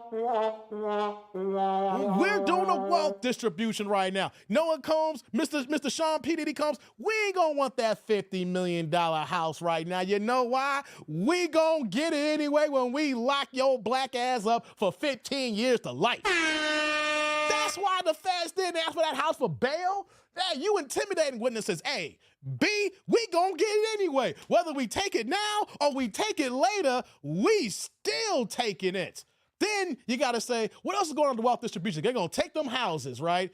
You know what though? He's gotta spend millions and millions and millions of dollars to a white lawyer. So we're making this black man spend money to a white man to help him get his black ass out of jail, and he ain't getting out of jail. He's just throwing money to the wind. Y'all don't see that either? He's got, guys, a case like this, you're paying tens of millions of dollars. That's another form of wealth distribution because he ain't getting out unless there is some miraculous thing that's gonna happen that's gonna vindicate him of all these charges, or he gonna be like Nino Brown and start dropping cases on everybody. Kareem Akbar, the light-skinned motherfucker from the bank. He's the real criminal mastermind of this. If I'm going down, everybody's going down. That is the only way that Diddy's getting off if he pulls a Nino Brown. And you saw what happened to Nino Brown? He got shot after he dropped dimes. He got shot after he dropped them dimes, Nino Brown did. That is the only way he's getting out, and he still went down.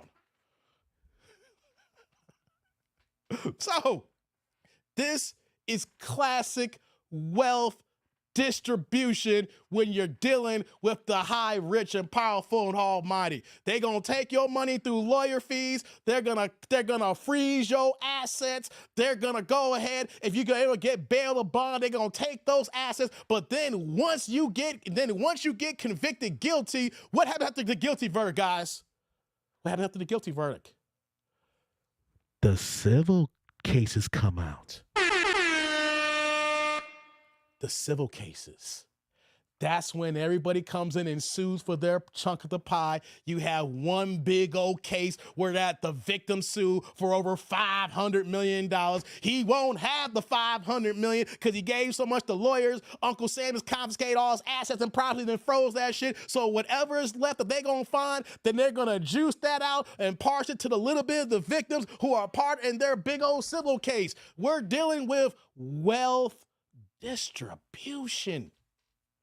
Y'all ninjas think y'all can make this money and then you're gonna build a legacy where you're gonna hand it off to your kids, your grandkids, your great-grandkids so that the Combs name lives forever and then you guys build a legacy for your family. Fuck no, we taking that shit. We'll let you be rich for 30 years and we taking that shit right goddamn back. It ain't gonna be no distribution to your family, to your friends, to the grandkids, to the future heirs that we're gonna see 200 years from now. The legacy of Sean Combs. You're only gonna enjoy this for 30 years and a few goddamn parties, motherfuckers.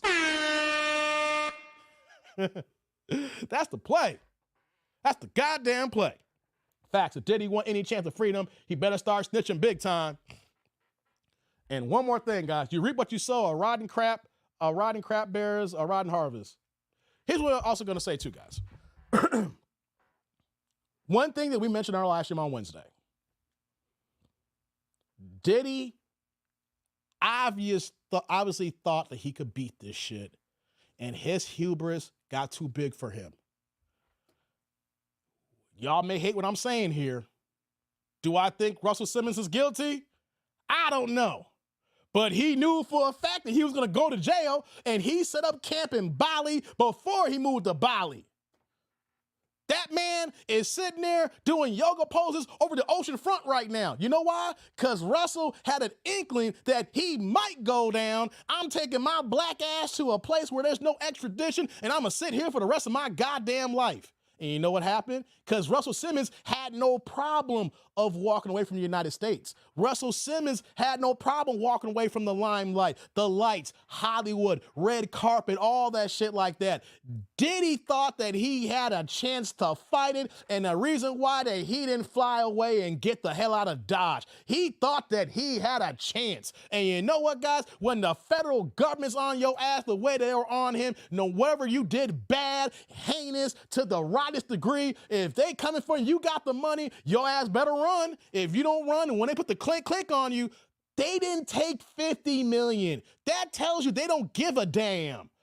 So if you could have foresight to know that they don't want 50 fucking million, your ass is going to jail until trial, which means your ass should have ran. Should have ran. Oh no. Hey, I saw a documentary about a year and a half ago on HBO Max where they're trying to say that Russell Simmons was diddling these women and stuff like that. All they can do is make a documentary on you, and that's it. It'll get some ratings. People will watch it. You'll see some hashtags on Twitter. But you know what, though? A year later, ain't no one talking about Russell Simmons unless you see his kids making an ass of him and his ex-wife. I heard there's a vid of Big Mike giving it to poor little Bieber. And there's so many things we hear, man. I don't know what's true and what's not true. I wouldn't be shocked, man. I wouldn't be shocked, redneck. This Diddy case is known worldwide now. It's not just U.S. no more. It's not just U.S. The point is, though, is that he could have went to Bali with Russell Simmons. If he was smart, he could have took a trip with Russell, and Russell could have set up shop for him. Hey, okay, Diddy, you can go have the bungalow over there, and then I'm just gonna kick it over here. We'll just have some fine ass body bitches, and then we just can't go to red carpets no more. We're gonna have to do live streams in the ocean, but it's okay. You know, hey man, you think Russell Simmons guilty or not? That nigga ain't in jail. I'm not saying it's right, but is he in jail? Is he in a 3x5 cell? Hell no. Is he on a 2-inch mattress with a steel with a steel frame? You know, where they gotta put him on deletion watch? No. Says, I don't take any joy in anyone's downfall, but like you were blessed, giving blessings. That's why you got it. Yeah, CA watching from Australia. Yeah. I mean, I hear you. I hear you. He got beside himself. He thought that he was bigger than what he was, and he did a whole bunch of fuck shit. Here's the thing here. You're not under this scrupulous indictments of actions and all the stuff that's going on unless you have done some horrible things. And he's going to hear about some of these horrible things. I'm kind of curious, the witness going to show up here, witness is going to come by the forefront here. But like I said, I'm worried about overcharges. Let me say this one more again, guys. The reason why I worry about overcharges, not because of Diddy, because of us, once again. I'm not worried about overcharges because they got Diddy. I'm worried about us. Come on, guys. This case is on the highest statute that they're trying to put out there. So when the low-level cast is doing some little janky-ass fuck shit trying to get it in, we ain't got a goddamn chance. I'm not saying me per se, but the last thing I want to see, like there might be some people new here. Shout out to people who can catch us on the replay gang that should check me out for the first time. Shout out to my ninja watchers right now. But we have a lot of single brothers who rock with me right now. This channel, we have a lot of black men that says, fuck marriages. I don't want to deal with marriage no more, Dave. Relationships here in the West is crazy as hell. These women are trying to get me for my paper, like Biggie would say. I'm not trying to get married and get a divorce and then try to take half. These women try to put babies on me that's not mine here. I'm minding my own goddamn business, Dave. I don't want to deal with this shit here. I'm going to be a bachelor for the rest of my life. I'm going to be a passport bro. Or I'm just going to have women that's known this is just going to be natural, consensual relationships, but we will never get married. And you got to understand that kind of bachelor lifestyle, whether you over here doing arrangements or you're a passport bro, if you're flying women in and out, you're doing anything that is exchanging money for goods and services. When I say goods and services, those goods and services is you karaticizing that ass.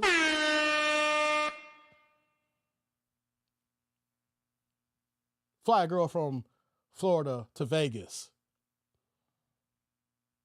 for New Year's.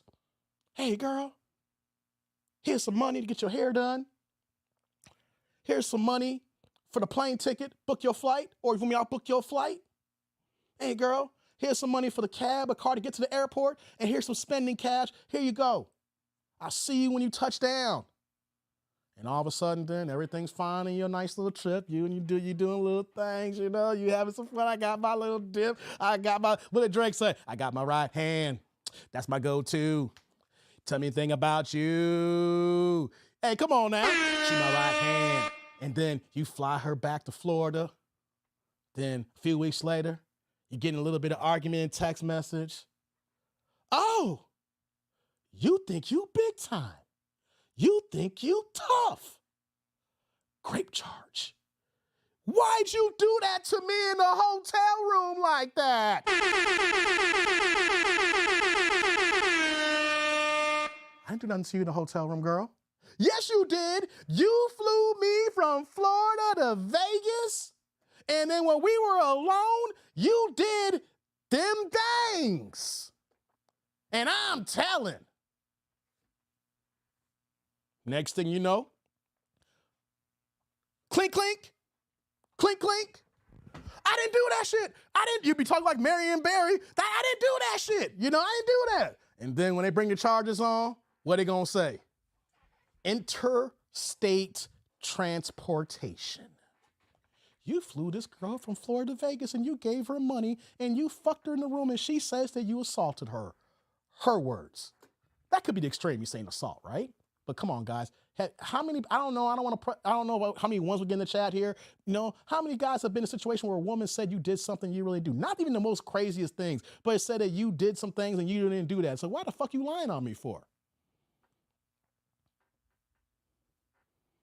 I'm just saying, Diddy could be guilty. I'm worried about the overcharges because I'm worried about y'all ninjas. I'm worried about y'all cats thinking y'all living y'all lifestyle. I'm worried about y'all who be sending me emails telling me all the stuff that goes on with your little sexual escapades. If the man got to go down, the man got to go down, because you know what? You can't be this evil and hurt and destroy as many lives allegedly if you can get away with it. The thing is, are you going in for the right reasons? Are the prosecution throwing you under for the right reasons? And then when they got this bar set, the rest of y'all ninjas is done. Done. That's right. Book 'em, Dano. Book 'em. Book 'em. I didn't do nothing. She said she was down for it. She didn't say that later. She said, look, I got the text messages.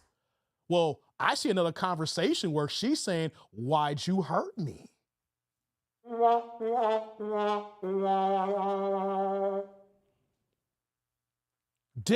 If Diddy did the things that he did for the reported 30 years or so, what he's done, the man deserves to be locked under a prison. But like I'm saying, I'm talking to black people right now. I'm more importantly talking to black men right now. But I'm also talking to black women right now, because you know what? This is an older crowd.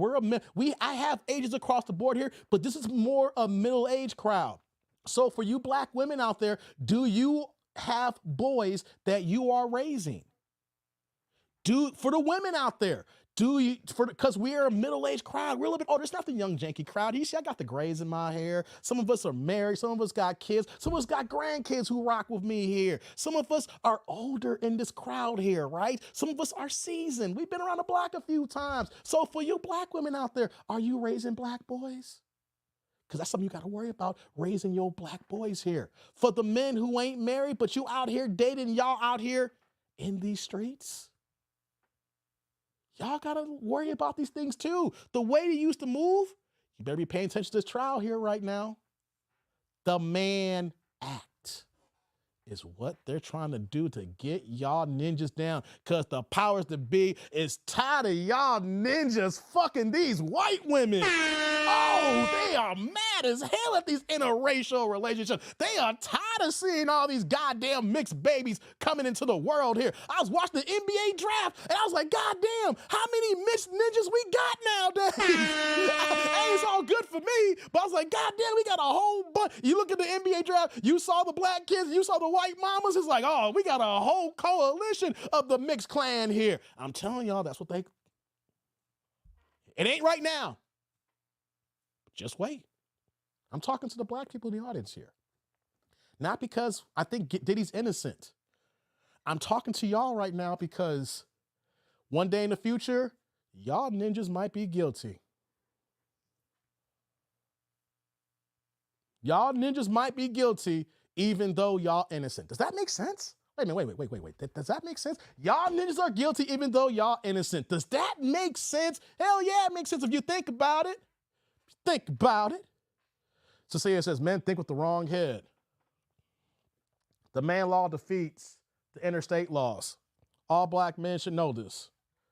We were talking about, see, they do, like I said, we saw what they did to Jack Johnson. You said that's 100 years ago, Dave. Well, Jack Johnson, Diddy, same goddamn thing right now to me, I say. They got Cosby, R. Kelly, now Diddy for something happened between 10 to 40 years, and the law is going after them. Here's what I want to do, guys. I want to play a video here. I've been talking, man, it's almost 2 hours here. I've been talking for a minute, right? I mean, I just want to have a conversation with the tribe, the 8-ish crew. You know, we're going to be here for a while with this Diddy situation, right? I want to react to a video. Y'all probably seen this. It's Diddy's former security guard?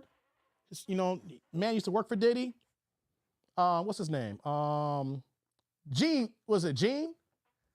I want to react to a video that he's talking here, because here's one thing I got to say about this here. The things that this man who used to work for Diddy, everything he's talking about has been coming to fruition here. He's not been telling any lies. The problem that I got with him is and I get it. You're kind of dry snitching right now. Where was this shit long time ago? Like, if you saw the shit, were you scared for your life? You know, I'm not here for the dry snitching right now, like this on media, stuff like that, right? If you gonna snitch to the feds. Talk to the po-po. Talk to law enforcement. If you saw someone who was being taken advantage of, if you saw somebody who was, some harm was doing something to them, say something to the law enforcement. Don't be coming on social media and talking this shit like that and everything like that now, because I honestly think that people like that are accomplices in this situation here, and you're getting away because they want the big dog. You know? If you're watching the stuff happen, if you got stories for days and don't say nothing, you're just as guilty. And then now you want to talk, and then you want to pair and say some things here. And here's the thing. Everything that he's saying could be true. My thing is, why were you not saying nothing that was true when you could have stopped many victims from being had? That's just my thing, right? He could be telling the truth, but how come he didn't tell the truth a long time ago? And then, are you going to talk to the feds, or are you going to be part of the black folks that says, I ain't snitching, I ain't talking to the police, no snitching here?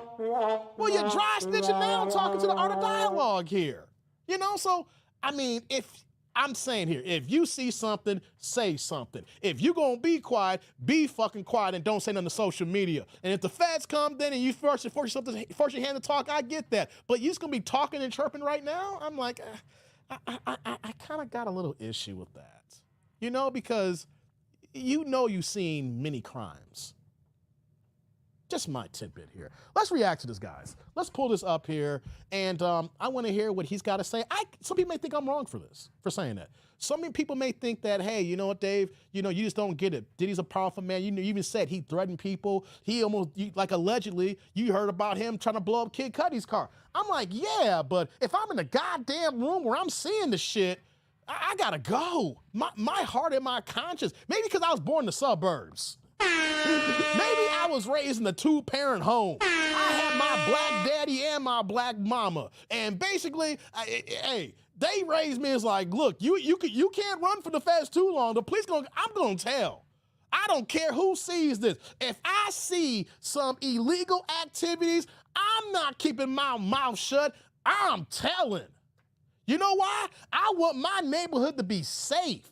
I want my neighbors to trust me so that I trust my neighbors, so that we keep a clean neighborhood, so our kids can run around and play and ride their bikes, play basketball, play football in the streets, all that shit. I'm not here for the non-snitching bullshit, because them motherfuckers are committing crimes. And when they commit crimes, they're making society worse for all of us here. Hence, when they robbing stores, things of that nature, bringing tax property values up, making items that you pay for go up because people are stealing, things of that nature. I'm not here for that. I don't give a damn if you guys are pissed off at me. If I see something horrible, I'm telling.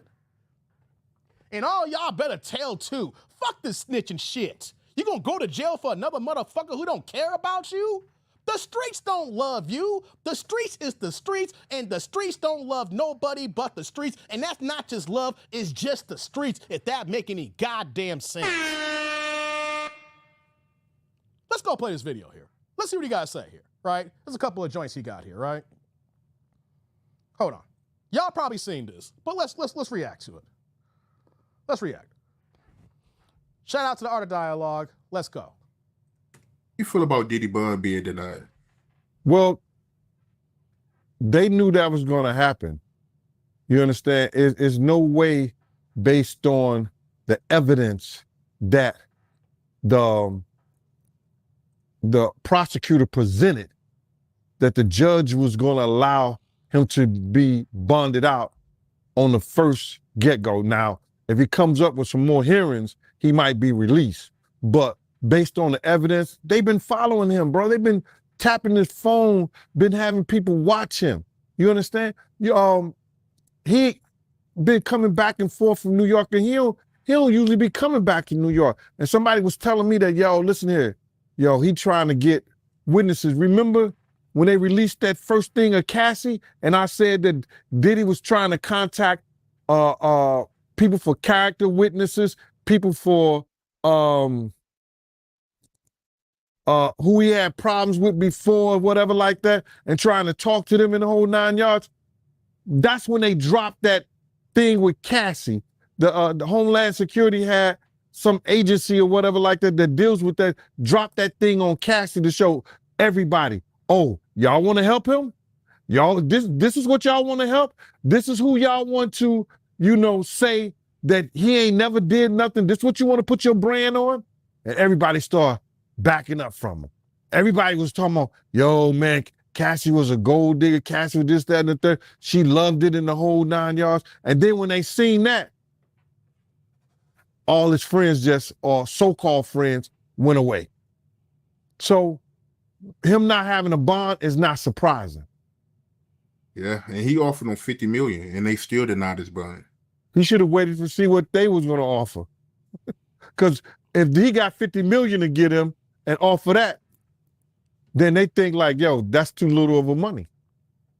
And you right about Diddy phone being tapped, because news came out that his former bandmate from Dirty Money, she called the other group member Dunn 58 times trying to get her to stop the lawsuit against Diddy. She ain't the only one he was trying to get in contact with.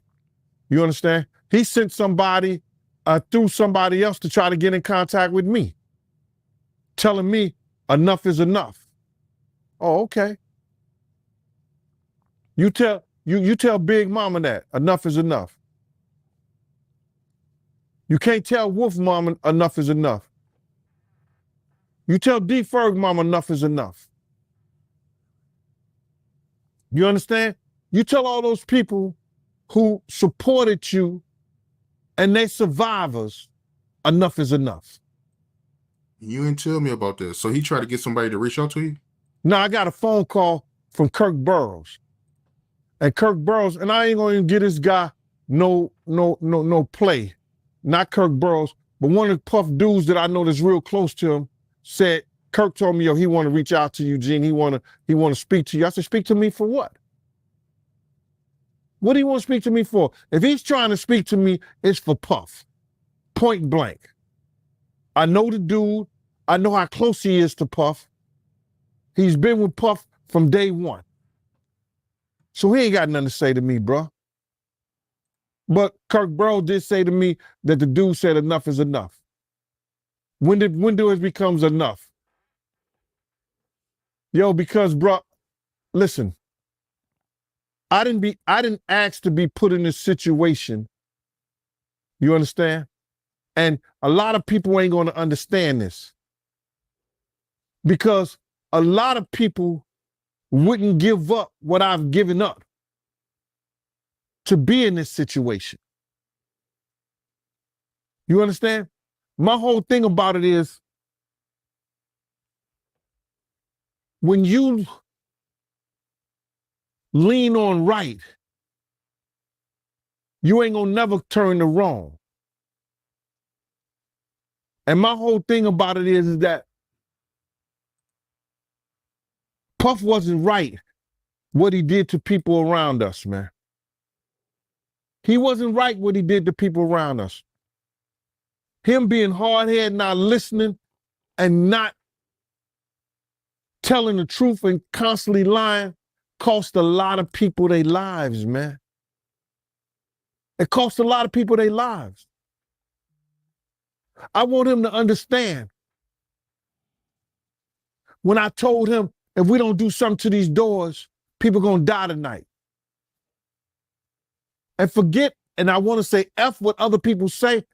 Everybody know I told him that. Our whole crew know I told him that. From Slick to Nord, Bunny, Big Boy, Eddie, all the people that was with us that night know I told him that. 9 people end up dead. Everybody know I told him. Not everybody, but Paul was there. D-Rock.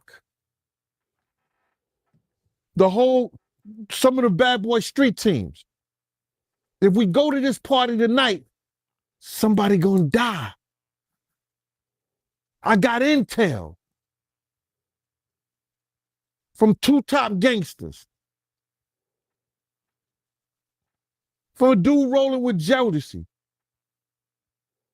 I got intel, bro. We go to the party, somebody gonna die. Big's music, I hate to hear it. You understand what I'm saying? Because I know what I did. I know what I said. They know what I said. So it don't hurt me. It's a feeling that you get when you know something didn't have to happen that day. And I was never no play. I'm playing with people. I joke and I tease, I talk about you and everything like that. But if I come to the table something that's real, respect that. And then it became a part where the respect was gone anytime that, and it probably don't have nothing to do with me. There was ulterior motives that took Big to that party, bro.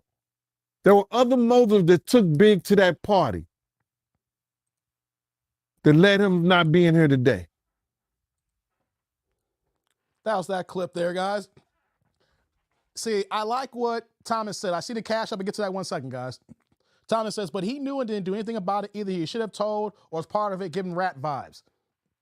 I feel that, Thomas. And here's one thing, too. I want to be human about the situation. I'm going to play another video in a second here, right?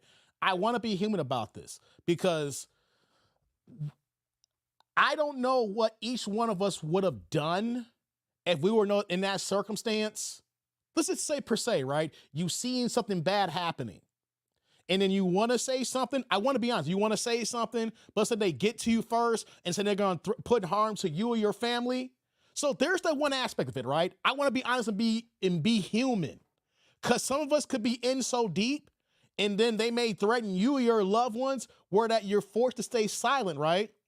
So I can have that human element in me that says, hey, I can understand that, that sense of, you know, what do I do? What am I going to say? Like, I'm in a rock and a hard place. Like, go to the police. I got to get my family. I got to leave everything behind. I see that, right?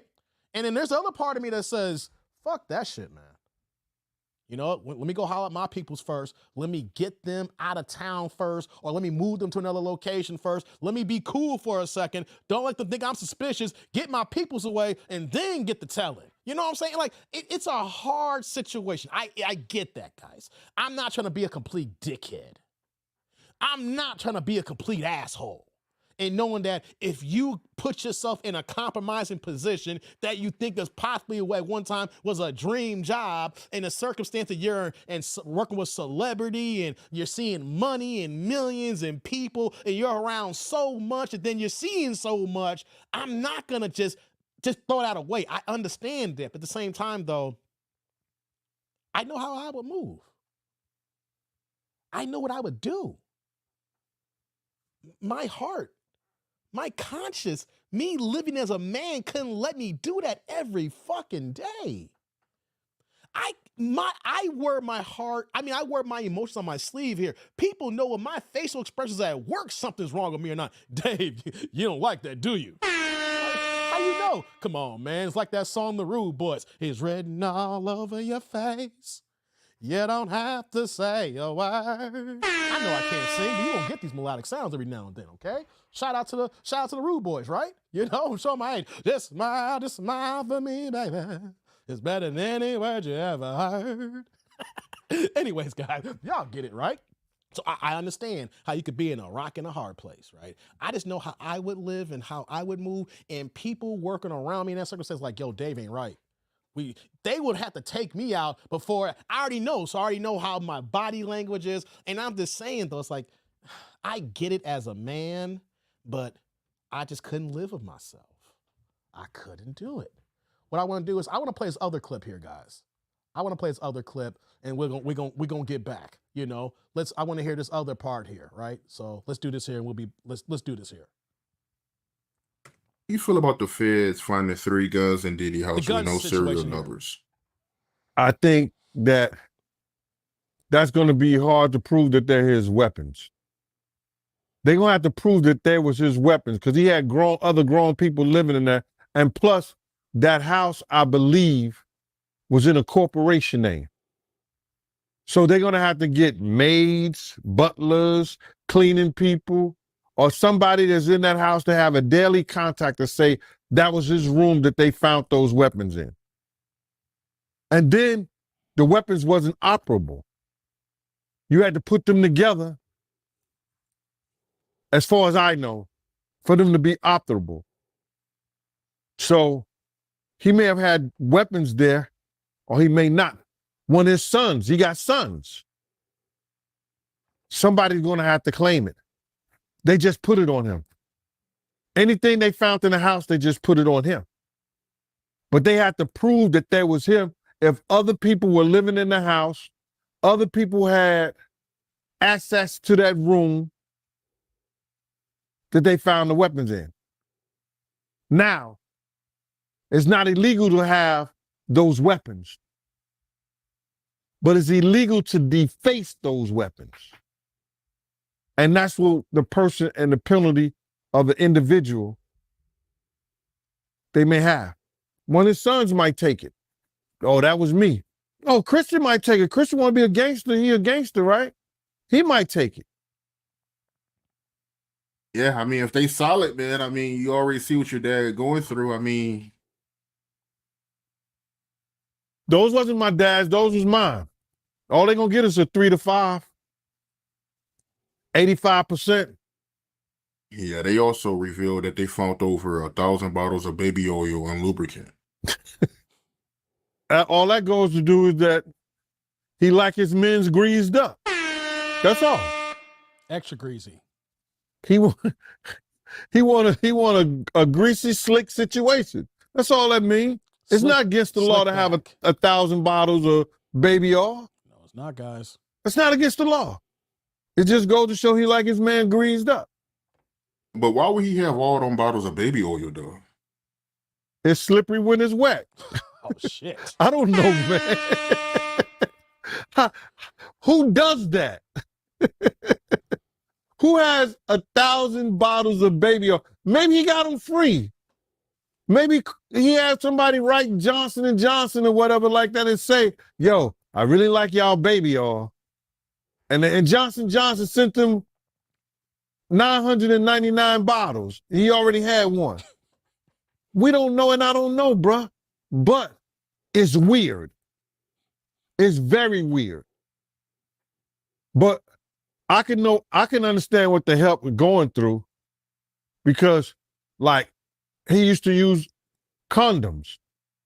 And then at the end of the day, or he picked somebody up, or he going to Kim or whatever like that, you know, he'd be like, yo, y'all got any condoms? So I was one of those dudes. I used to keep condoms in my truck for him. Because gotta be safe, we guys. never knew when this dude was going to say, yo, I need a condom. And then you could be getting off of work and he could have company and everything like that. And he'll say, yo, I need condoms. So we used to keep boxes of condoms for him. That was our boss. I used to get them from the state because we had to get them for the inmates. So, you know, when we go to visit the inmates and stuff like that, and they be like, yo, I don't use them. Keep them in the truck. Puffer use them. But security used to have to get condoms for him. So I understood what people might say he liked baby oil. They kept baby oil in the house for him. And if I'm not mistaken, I remember a while back you telling me, because the first thing I thought about when I heard about the baby oil and the lubricant was you telling me a while back that you had to buy butt plugs for Diddy. You remember you telling me that? Man, stop that bullshit. Why? We're not doing that, bro. We're not doing that. Stop that bullshit. You not putting that shit on me. I was in a place where he was buying butt plugs, and I asked him, yo, what are you getting these for, bro? He said, can I do my shopping by myself? So don't sit up there, Mike. We're not doing that, bro. I cut this motherfucker off right now. We're not doing that with, bro. You know what I'm saying? I was following him in one of those adult stores He was picking up and they gave him a brown paper bag at the door, a big ass brown paper bag. He was just putting shit in there. And then when he got to this place, he reached up there to the left. Well, it was to the left. He reached up there to the left and he started just getting these things down. And it was crazy. I was like, yo, damn. So I went up there to look and it said, butt plug. I was like, hey, yo, because he was walking a little further from me. I said, yo, what are you getting these for? He said, can I do my shopping by myself? I was like, yep. And I waited at the front door for him. When he came up to the front door, yo, he didn't even have to show the guy what was in the bag. He just gave the dude a wad of money like that. I was like, yo, wow. It's crazy. Butt plugs, guys. Butt plugs. Shout out to Diddy and butt plugs. You know all that just told me there? I see what Thomas is saying there. I kind of feel that way, Thomas. Kind of feel that way. I kind of feel that way, Thomas. Yeah, only thing that tells me about butt plugs is that Diddy likes to do things in booty holes. That's one thing that tell me. But as much as that sounds heinous, did we hear anything illegal except for the gun talk that we brought up there? I don't, you know what I'm saying? I don't like that kind of talk. I don't like that, man. That's not my get down. You know what I mean? Wait, before I go down that rabbit hole, pause, right? Hey, shout out to Upper Man. We got a Cash App in the building. My man Upper Man is here with the $5 holla, man. Let me see it. Hey, like we got here, no questions, no comments. Upper Man dropped this holla for the love of the game, baby. My man Upper Man dropping that $5 holla, man. Hey, brother Upper Man, I appreciate you coming in here, man. Hey, salud. Thank you for the holla. I appreciate you. Thank you. And right back at you with the Cash App. Appreciate that. Hey, we ain't got much supers today, guys, man. Well, hey, man, I know we talking about some heavy stuff here, but y'all know y'all can support the channel. Super chat, super thanks, super stickers. That's all there. That $sign that's glowing there. You can see it here in this YouTube channel, or you can go in the description box below there for the Cash App, $sign that dude named Dave. If you want to support the channel, man. Appreciate you, Upper Man. Appreciate that holla, man. It goes a long way, guys. Gotta keep the lights on. Hey, I gotta pay ComEd pretty soon, guys. I gotta pay ComEd. All right, I gotta keep the lights on in the building. You see this? You see the setup here? The blue lighting. We got all this stuff here. This ain't cheap, baby. It's all cars. So whatever y'all go ahead and contribute to the cause, like Upper Man here, much appreciated. Yeah, like let's get on with it now, man. That's kind of radish to me, man. I'm just gonna keep it a buck, a spade, a spade. That's kind of radish. You know what I'm saying? Like people going, like he's talking. I'm not here for the talking ninjas who knew for a long time. Unless you're gonna, who am I? I'm just another man. Anybody can say, you know what, Dave? You have no idea what he probably went through, and that's why I'm not saying nothing so recently, right? Still, you've seen a lot of things. So if you've seen a lot of things, you've seen a lot of people hurt people, and you even talk about the help and how many people are messing up right now because Puffy got too big and was doing the wrong things and acting all evil, man. But still, though, how many people could have been prevented from being hurt if you were in the inner circle and you knew what the fuck was going on? But here's what I do want to talk about: somebody who got a raw deal. I want to talk about Shine before I leave this live stream here, guys. Y'all remember Shine, right? I remember when I was young, when Shine first came on the scene, and, you know, his deep voice, we was like, yo, Puffy trying to find a new Biggie, but he ain't Biggie. He just sounds like Biggie and raps like Biggie from another country, you know? And it was like, oh, snap, you know? And then the whole situation was Shine and J-Lo and Diddy in the club and the gun shooting and things of that nature. And Shine took the fall and things of that nature. But you want to know something? Shine's talking right now. He ain't talking like Gene over here. But Shine is talking.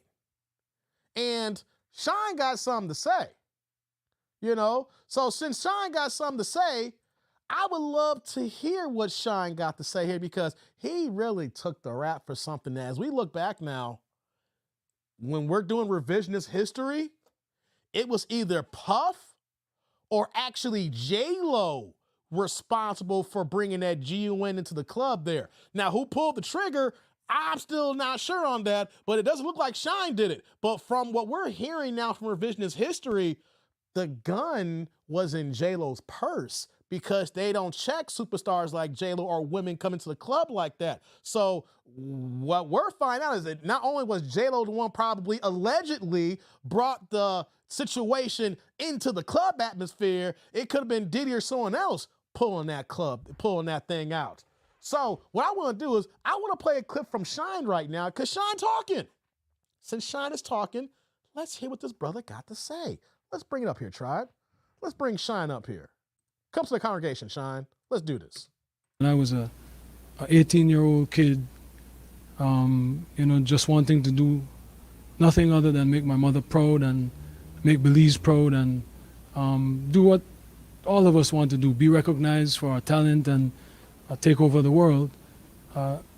I was defending him, and he turned around and called witnesses to testify against me, and he contributed. He pretty much sent me to prison. So that is the context by which you must always describe that relationship. Yes, I forgave, I moved on, but let us not pretend as if I was in Miami for Thanksgiving and Christmas. Well, I and that spent a birthday with him once. I I saw a birthday I cake. went again to do a charity event for impoverished youth in London. So let us not lose sight of what the cold hard facts are. This was not someone who I vacationed with and who he and I enjoyed this great intimate relationship of brotherhood. This is someone who destroyed my life and who I forgave and who I moved on, and for the better interest of Belize, because he was in a position at that time to give scholarships and to maybe invest. I would not deny attempting to bring the investment to Belize and to bring the contributions to education to Belize, but don't distort it as if he and I were bombale. This is someone that destroyed my life, but do I take any joy or any satisfaction with what he is going through? Absolutely not. I am different than maybe other people. No one needs to fail for me to succeed. No one needs to suffer for me. At the height of your professional relationship, or thereafter through the reconciliation, when he was an instrumental part of promoting you through Revolt Media, were you aware of these freak-off events, and were you aware of them? Did you have any participation in them? Oh my goodness, Jules Vasquez. Jules Vasquez. Were you aware of them? Jules Vasquez. Were you aware of the freak-offs? Sir, I had nothing to do with Sean Combs' personal life, no interaction. That level, everything was strictly on a professional level. Shout out to Shine. I had to play that today, guys. And this is what I was talking about earlier. Several things could be true at the same time. Is Puffy being overcharged for the things that's being done to him, but is he still a monster who did crimes? And hopefully, just hopefully, we will see charges of the heinous acts like what happened to Shine, right? Out of his own mouth, what did he say? I took the charge. And then Diddy brought witnesses against me. And then, of course, the years that he served in jail and prison for the crime that he didn't commit so that Puffy could just pile on him. You had a fall guy, and then you fell on the fall guy, literally. Just kept trouncing on the man, right? And so, but the thing that Shine is taking the high road right now. He's saying, hey, I don't, he ruined my life, but the worst things, I don't want to see the man destroyed, but if he's going to serve his time the way it's supposed to be here, But Shine took the fall. And here's another item that we need to look at here as we're looking at this situation. Not just Puffy, where Shine took the fall. Unfortunately, we need to look at J-Lo. Right? That's the one thing that what happens in criminal enterprises. We want to overlook the woman, the right hand that's involved in the circumstance here. The women are not innocent here. There's going to be people who are workers who want to cry and want to act like they're innocent, and they're just doing that because the gig is up, and they're involved in the stuff too. Puffy, Sean Diddy Combs, Brother Love, whatever his name is, couldn't commit all these acts by himself. It takes people, like-minded individuals like him of power to teach him these ways. The people who are his right-hand and left-hand men who are also involved in these escapades. It also involves any other underling or workers who knew and then took on orders. Yes, there's going to be innocent victims in here, but there is a lot of people who was in on it, and there's innocent people like Sean who just happened to be with the wrong person at the wrong time, just trying to be affiliated and getting his grind and career off because Puffy signed him, saying that he sound like Biggie, and yo, we gonna make you a star. But when it hits the fan, I need you to take this charge. Man, I could be projecting here. I might just go a little bit overboard here. This is just me looking back at revisionist history right now. When it all hit the fan, Puff is like, hey man, take this charge here. I'm gonna take care of your mama. I'm gonna take care of your family. I'm gonna take care of your peoples. And then when you come home, you got something to come home to. All you guys do is serve these years. And all of a sudden, as y'all remember, if y'all was around over the 20 plus years ago, that case was a shit show. And then all of a sudden, then Puffy's like, oh, I can't do this here. Let's just pile on Sean. Pile on Sean. Sean got 10 years and then got extradited back to Belize. Man, that's the reason why we didn't see Sean in the States. His ass got extradited. He not even an American citizen. He took the charge, then Puffy shitted on him, kicked on him, spit on him, and then they extradited his black ass, man. So that's the thing about this case here that is so troubling, guys. That Puffy allegedly is a monster. Puffy hurt people. But then I'm looking at the U.S. government, and there could be charges like, yo, is he being overcharged? Because my thing is, I want to see the assault charges. I want to see rape charges or heinous acts to be involved for a man that can't get bail to see his day in court, so that victims, if this is the situation, can get their justice. Not no goddamn arson charge because he allegedly blew up Kid Cudi's car. You know, or a whole bunch of male prostitutes are being flown in to have sex with Cassie and stuff like that because Cassie's assault charges now have fallen beyond the statute of limitation. This is such a trick bag case here. But at the end of the day, though, what we do know is if he is allegedly harming all these people, he's off the streets right now. He's off the streets here. And here's what I'm hoping for too right now. Even though there's so many victims and then there's so many, allegedly, so many victims, so many hurt people, if people have been damaged by the likes of Puffy and his organization, that they step up, they state their situation here, they put the proof out there so that this man can't hurt anybody anymore. I'm gonna say that. I will say that. But the one thing I don't want to see is some trumped up charges that is not really the situation that got him here in the first place. And then it's a slippery slope of precedence where that in a couple years from now, a whole bunch of us are paying for the sins of Puffy for just being regular men. So since I got to go, stay focused on God, and you enjoy wealth and peace and mind and blessings without strings. Oh yeah, thank you, Cecilia. Appreciate that. What's going on, Derek? Glad you contributed to the cause here, man. So, man, ain't this is, see, but the one thing I'm not going to act like here, and I get it, there's so many people when R. Kelly went down, and that's a trick back too. Let me just state this here before we end this up here. I've been talking about this for a while here, and I don't want to beat a dead horse now. We can have another conversation about Diddy another time. We've been here for almost 2.5 hours, right? Been here for 2.5 hours. I don't want to beat a dead horse. And y'all hearing it from other sources, but this is just me talking.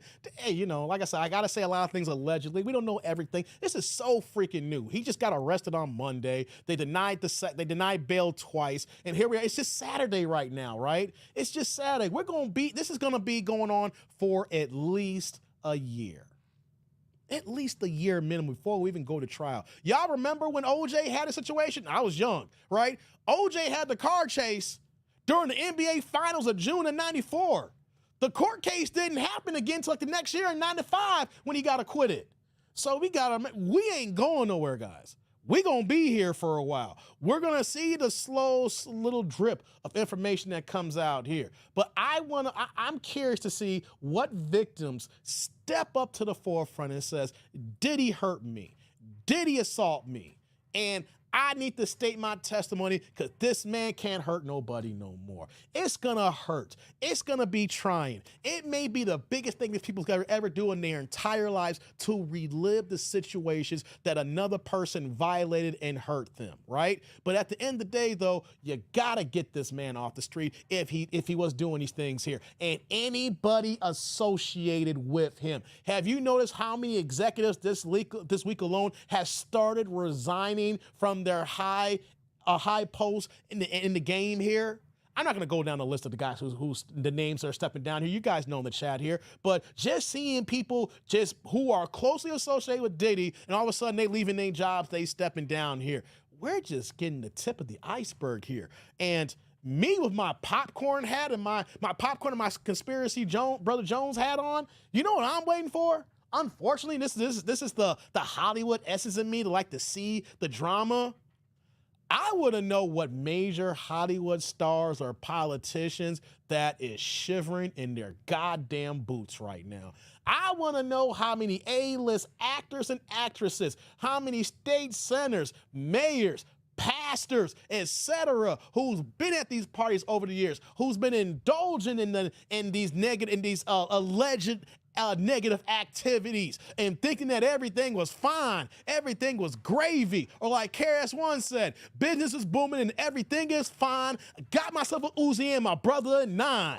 You know what I'm saying? Everything is all copacetic. And then all of a sudden now they are shitting bricks right now because they know that they were at these parties. They know they were doing some diddling, allegedly. They know they were involved with some wrongdoing. They were involved in the quote unquote Hollywood cabal. Hold on. Can I do that better here, guys? Let me repeat that. Rewind that back. They were involved in what? The Hollywood cabal. Oh, yeah. Or, they thought that they were what? They were some magical Negroes and magical women to do what the hell they want to do. I want to see all the individuals who've been living high on the hog, thinking they could do no wrong, and then now they in them goddamn tapes doing God knows bad shit, and now they gotta talk about these badass individuals as well. I'm here for that. Guys. He said, man, no worries, homie. I know what. Oh, y'all having a conversation up here. Oh man, we can't start off everyone in that movie. State property. Oh, y'all talking about Jay-Z and something like that going on? What's going on? I heard some people in the chat saying Jay-Z's next. That would be interesting, guys. If they said that Jay-Z and Beyonce and the likes of them, that's the thing why I was saying it. Will he be Epstein? We have seen over the years how many people have been at these goddamn parties. I was watching a video clip the other day with Ashton Kutcher, and he was talking about Diddy parties and how he's like, I can't say this here, and I can't say that. Man, him and then the people he's been involved with been at all these goddamn parties. I'm saying it's a house of goddamn cards, and it's about to crumble in front of us here. Unless, guys, unless what? You know what I'm going to say, guys. Unless what? Epstein 2.0, guys. We're only going to hear names if Diddy lives. I want you to think about that for a second. We're only going to hear major names if Diddy pulls a Nino Brown and snitch, the tapes come out, and he lives. If Diddy is Epstein, we're never going to hear about the names that we're supposed to hear. Think about that. There's too many people that Diddy's been involved with, and you can't think deep down that Diddy, the way he was moving, has got additional secret tapes that the feds ain't probably got their hands on yet. You don't think that's not the case here, guys? Come on, they raided 3 homes. You don't think that Diddy had additional residences that they don't know about? Not about the government. The government knows about them, but they don't know about, like, they don't have any tips on where additional footage and films are? Come on now. Dave, do you think they'll show the trial? Hell yeah, they will. Hell yeah, it's gonna be on TV. We're gonna be seeing that shit. No, we're gonna see that. When we're gonna be watching it just like we watch OJ. We're gonna be watching it just like OJ, guys. We're gonna be watching it just like OJ. Hell yeah. When I call the police, I say, this is Uncle Tom, and I like to report an incident in my black neighborhood. Hey, come on, brother. Hey, man. Hey, just because you're snitching, let me make you Uncle Tom. That's ironic, JL. Me and Martin, Fanon's channel, we were having a discussion, the differences about, quote unquote, Uncle Tom and a coon. Because there's a differences, guys. See, that's funny you brought it. We were literally having a conversation a few hours ago before our live stream, because there's a difference between the Tom and the coon. And to let you guys know, is there really anything wrong with the Tom if you actually knew and understood the definition of what a Tom is? Because sometimes we misinterpret what the Tom actually is, right? Because there could be a circumstance where that, quote unquote, the Uncle Tom is putting on the face so that the white majority feels comfortable around us. Doesn't mean that we're any less of a black person, just means that we're doing what we do to fit into white society. And the thing is, sometimes we use the word Uncle Tom wrong, because actually you call someone a Tom and they might actually be the coon. That's for another conversation, though. I don't want to do that right now. If we start talking about that right now, we'd be here for another 2 hours breaking that down here. I don't want to do that right now. Yeah, I don't want to do that right now. We'll have a conversation about that again. And no, I like to have that conversation with Fanon. I don't know if he's ninja watching now. I like to have that conversation with Fanon. So that the feds don't steal the court record. Okay, so Diddy's going to sing like the Motown groups and child. Hey, come on, man. This could go back decades with Derek. Uncle Tom wasn't a sellout. We can have that conversation, Derek, another time there. But a lot of times black people just throw words out there because we see a black person move a certain type of way that we don't agree with. And they will often call them Uncle Tom because we think they're a sellout, or the way they're moving for white society, for white massa, things of that nature. When in actuality, the Tom could just be putting on the facade of a face to make white society feel comfortable about themselves, so that the black man may look like a Tom. In actuality, he's just a black man trying to survive. I'm just kidding. I'm just paraphrasing right now. But we need to have that real conversation, because a lot of times when we're talking about politics and the things that's happening on within our culture and our community, and we'll throw words out there and don't even realize we're using the words incorrectly. Especially the situation with Kamala Harris right now, back and forth here, right? But yeah. Okay, guys, I'm going to get out of here. I'm tired. I've been here for 2.5 hours. I wasn't supposed to live stream on a Saturday. I appreciate y'all rocking with me here, man. Oh, check this out. As soon as I'm about to get out of here, my man Upperman came with a super and a question. Let me pull it up here. I can't leave yet because Upperman just dropped a holla on me, right? Shout out to Upperman dropping the $4.99, $5 holla. Put in the green in the chat, guys. And I gotta say this here. We didn't get many of these today because I was talking my ass off here. I love it when you make the chat turn colors. My man Upperman says, D, did you see that Ashton Mila may split after the Diddy arrest? Supposedly the two are anticipating some backlash. My man Upperman in the building dropping that holla. Hold on, brother. Hey, man. Salud. Thank you for the holla. I appreciate you, man. Thank you. Right back at you with the super. Let's answer this question, Upperman. Yes. I did. That's why I touched on Ashton Kutcher a few moments ago, because what I've been seeing on social media. Now, about them splitting, I don't know. Not sure. You know, maybe. Who knows? Like, there's a lot that goes on, because here's one thing that we got to understand. I know Ashton was at these parties with Demi Moore back in the day, right? And here's the thing, though. I'm not sure on this, but I don't know if Ashton was in any of these parties since he's been with Mila Kunis, right? The one thing we do know is the common denominators, Ashton been at a gang of parties, and at one point, Ashton said, Diddy's a close, dear goddamn friend. anybody that says someone's a close friend, the way that Ashton Kutcher said that him and Diddy are close friends, you know that man was involved. Allegedly, he's been at these parties and he may have seen some things and he may have done some things.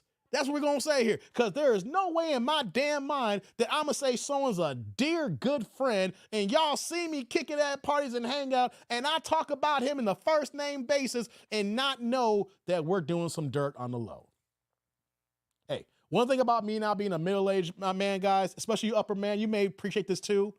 Like, the older we get, if we're not superstars here, we're regular everyday Joes, all right? We work our jobs, we got families, say we pay our taxes, you know, we play with our little ones in the side of the street here, or if they're grown, put them through high school and see them going through college, you know? But the older we get, the smaller our circle gets because we're focused on our family and our work and our job. We don't have a gang of friends, we just have a nice little circle, because the older you get, everybody gonna have their families, everybody's doing their own thing too, right?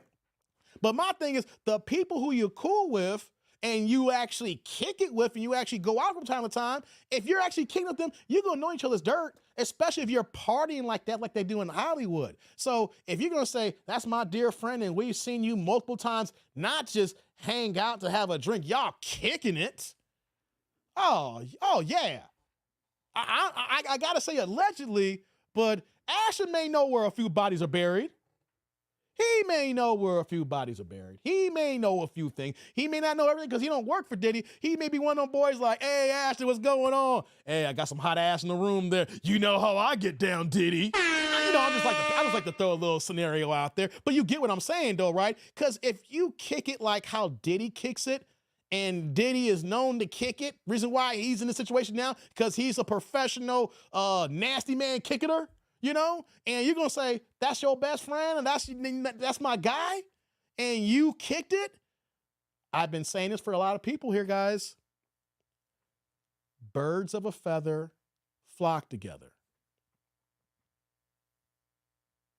Birds of a feather flock together. You can't hang out with people who don't move the same way as you all the time.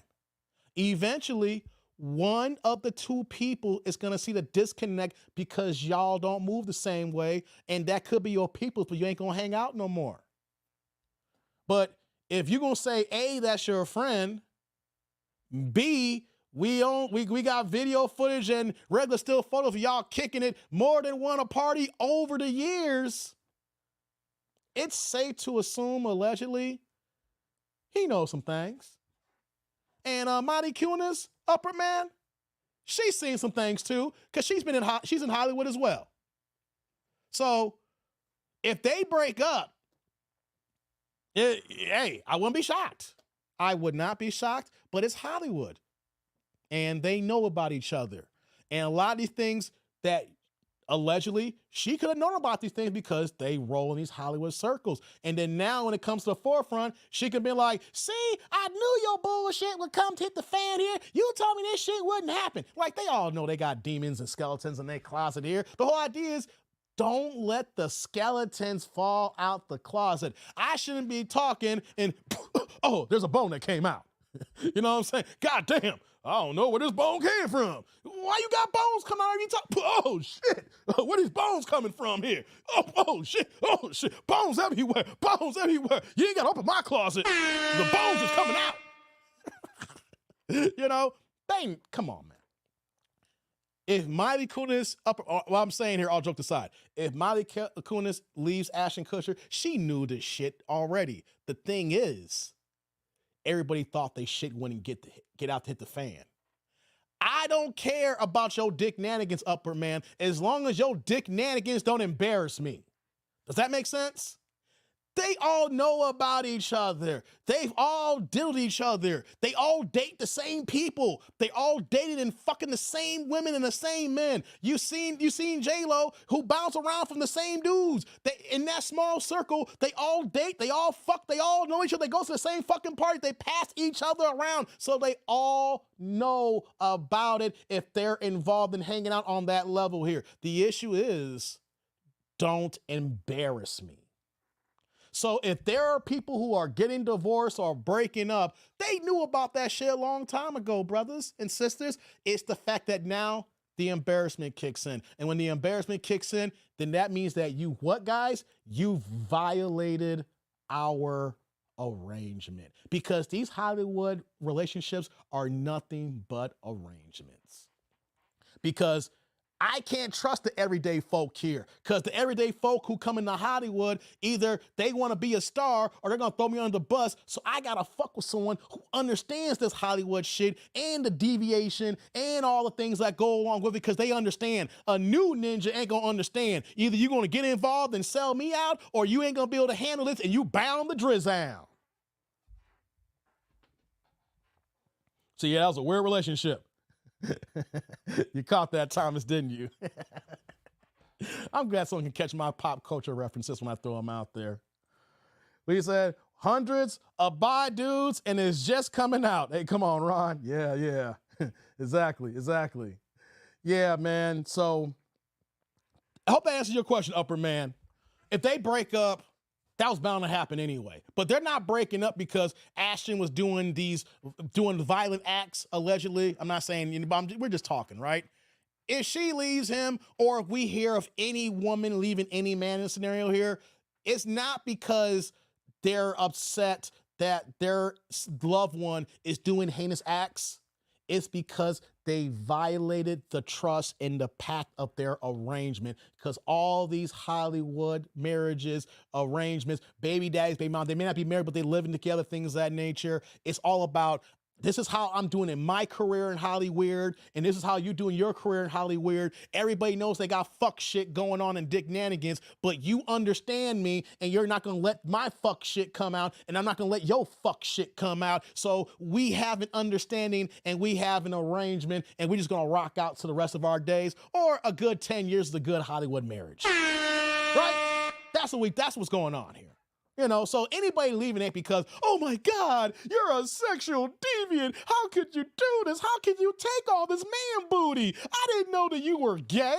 I didn't know you like it in your butt. I didn't know you like butt plugs. I didn't know you like putting things in man's booty hole. No. They know they play up man's booty holes all the time. They know about the booties. The thing is, you let the booty stuff get out. Hold on, Ron said, Dave, now you're owing up how to Judge Mathis' wife filed now, put in contact with him being with the diddler. Wait, was Judge Mathis with all those, wait, hold on. Hey, Ron, I haven't seen those videos yet, or those pictures. Hey, Ron, all right, I need you to answer this directly. This is to Ron here. You saw the videos and clips of Judge Mathis at Diddy's parties? Oh, God damn it. Throw judges. I said politicians. Throw TV judges and regular judges in the mix here. That's what you're telling me, Ron. I mean, I wouldn't put it past it. I mean, man, Judge Mathis has been on the air for 20 plus years now. So he's a celebrity. You know what I mean? So, Ron, are you saying that Judge Mathis, did you see Judge Mathis in any Diddy parties? Oh, God damn it. Oh, God damn it. God damn it. God dang it. God dang it. Oh, man, that is too funny. But hey, guys, let me get out of here. We're knocking on 3 hours, man. Y'all got to give me some credit here. I did we're a few minutes shy of a 3-hour live stream, and I didn't do no reactions. We had no Kendrick dick-nanigans. Y'all heard my black ass. I put some pen to paper. I had some thoughts, and I'm like, yo, we gonna talk about this shit. And if I'm making any kind of sense, y'all gonna listen to me. And if I wasn't making any kind of sense, y'all would have left by now. You know what I'm saying? So I'm gonna get out of here, guys. It's Saturday night.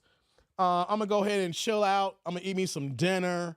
I'm going to chill out with my little daughter. I had to go to the variety. I know what messed me up today, guys. I know what messed me up today, right? The worst thing in the world is to go to the cell phone store and wait almost 2 hours to get a new goddamn phone. And that's what happened to me. The iPhone 16 came out yesterday, right? And because of my plan, I got a new iPhone 16 for free, baby. Yeah, this joker was free. I had to pay a $35 activation fee because y'all gonna clown me. Before the iPhone 16, I was rocking an iPhone 8. Yes, I had an iPhone 8. I had an iPhone 8 for all these years. I refuse to upgrade. And you know why? Because my job keep giving me a new iPhone every 2 goddamn years, and I've been working on them for 9 years. So I've had 4 new iPhones with my job here. So my thing is, why do I need to buy a new personal phone when my job is constantly giving me an iPhone every 2 years? So I went to the damn Verizon store today to get my new iPhone, right, for the iPhone 16, right? And I'm waiting in there, and they just had this long ass line, and I'm just seeing a whole bunch of white people doing Dick Nanigan shit. They're letting this one little girl, she had to be like less than 2 years old. She almost pulled the goddamn fire alarm, and I'm not lying to you guys here, right? I had to yell in the store, somebody better get this white baby. I was like, we've been waiting here for an hour. She pulls this fire alarm. Ain't nobody getting a goddamn phone. Someone get this white baby. Get this white baby. Somebody get this white baby.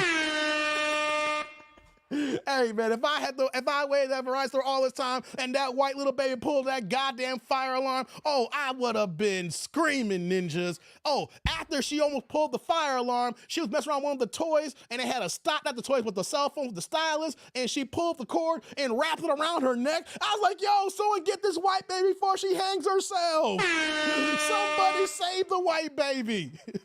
Hey, but you know what though? I ain't saving the white baby, because you know why? They gonna blame me for hurting that white baby. That ninja wrapped that cord around the white baby. So I sat back. I said, I'm not helping the white baby, but I'm going to scream so that the white mama, the white grandmama can get their white baby. Get this white baby. Save this white baby. I need to get my cell phone. I'm sick and tired of sitting here for an hour. Save the white baby.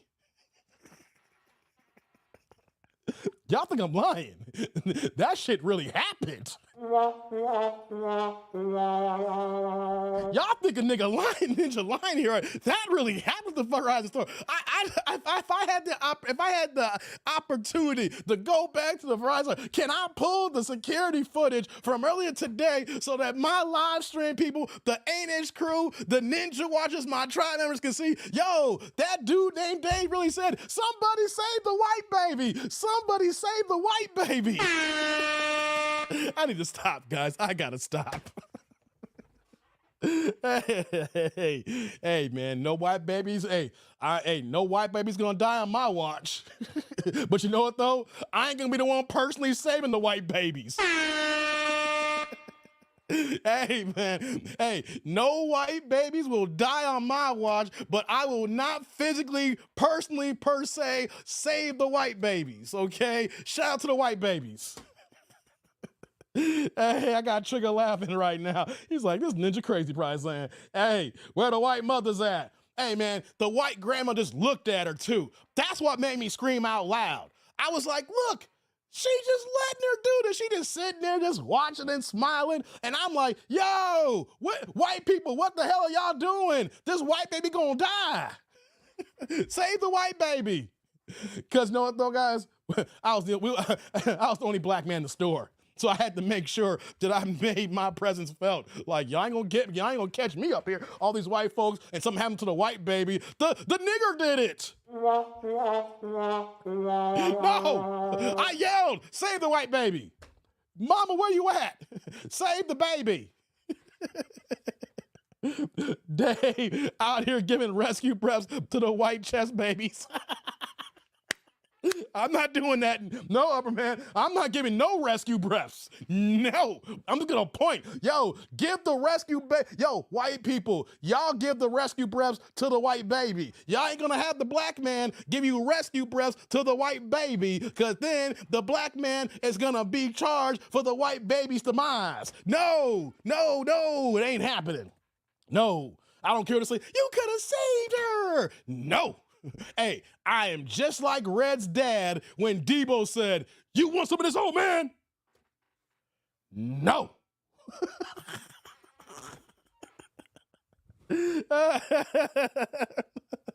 Oh, person says, no, not the. Hey, man, come on, man. You see how long my hair is? I got locks. Hey, I'm blunt. I talk very blunt. I'm straightforward. The hair alone gonna get me a charge if I get close to that white baby. I'm keeping a distance at least 10 feet from the white baby. All right. You know, in social distancing 4 years ago when we had the pandemic, it was 6 feet distance. I see a white baby. It's 10 feet, baby. 10 feet. 10 feet, man. No, and no. All right? I ain't saving the white babies. I'm only doing this for my own personal care because I did not want to wait an hour at the Verizon store and not get my goddamn phone. If she pulled that fire alarm, ain't nobody getting phones. And I didn't want to waste an hour of my day. That's why I was a little off I was a little off today. I had to deal with the white baby and I was sitting in the store for a long time. Yeah, guys, but I hope y'all can appreciate the white babies. You know what I'm saying? So shout out to the white babies. Shout out to Old Dirty Bastards, you know, Wu-Tang for the babies. Remember that? Remember when Wu-Tang said, remember when it was a RZA said, he said, you ain't got 97, you ain't got to go to summer school, kids. Just buy the Wu-Tang Forever double CD. That's all the education you need. Shout out to the babies. I don't know where I'm going on a tangent right now. Let me get the fuck out of here. I had to tell you guys a true story because I don't lie to y'all. I got to tell y'all some stories about me every now and then. I could talk my ass off, but I got to give y'all a true story every now and then to lighten the mood up a little bit, man. Got to lighten the mood up a little bit, you know what I mean? But hey, I'm actually going to get out of here now, guys. We're 13 minutes shy of 3 hours. So hope y'all guys enjoyed this live stream here. Hope you enjoyed my commentary. As always, comment, like, subscribe, click on that bell notification below, share the video. Also, if you guys were also in the live stream comments, after we get done here or even now, go into the regular comments section of my video here. I don't care if you press 1, press 2, what's up, Dave? Drop a regular comment on the live stream. Help your boy out. But on that note, guys, I'm gonna get out of here. A part of me wants to come back tomorrow. I'm not gonna guarantee that, right? It's football Sunday. You know, and I know my Bears are trash. The defense is good, but we still got a rookie quarterback with a trash-ass offensive line. So there's a part of me getting amped up because, like, yo, we're investing all this money, and I forgot we didn't invest no money, no goddamn offensive line. So we might still suck again. So I'm debating about live streaming on Sunday, but I'll definitely be back on Monday, guys. But we gonna get out of here, man. I need y'all to support the channel, help your boy out. You know, y'all could drop a Cash App or a super, you know, even after I get done with the live stream, guys. But thank y'all for hearing me out. I appreciate y'all. But as always, I am that dude named Dave, and y'all have a good night. Don't do nothing stupid on a Saturday night, guys. It's Saturday.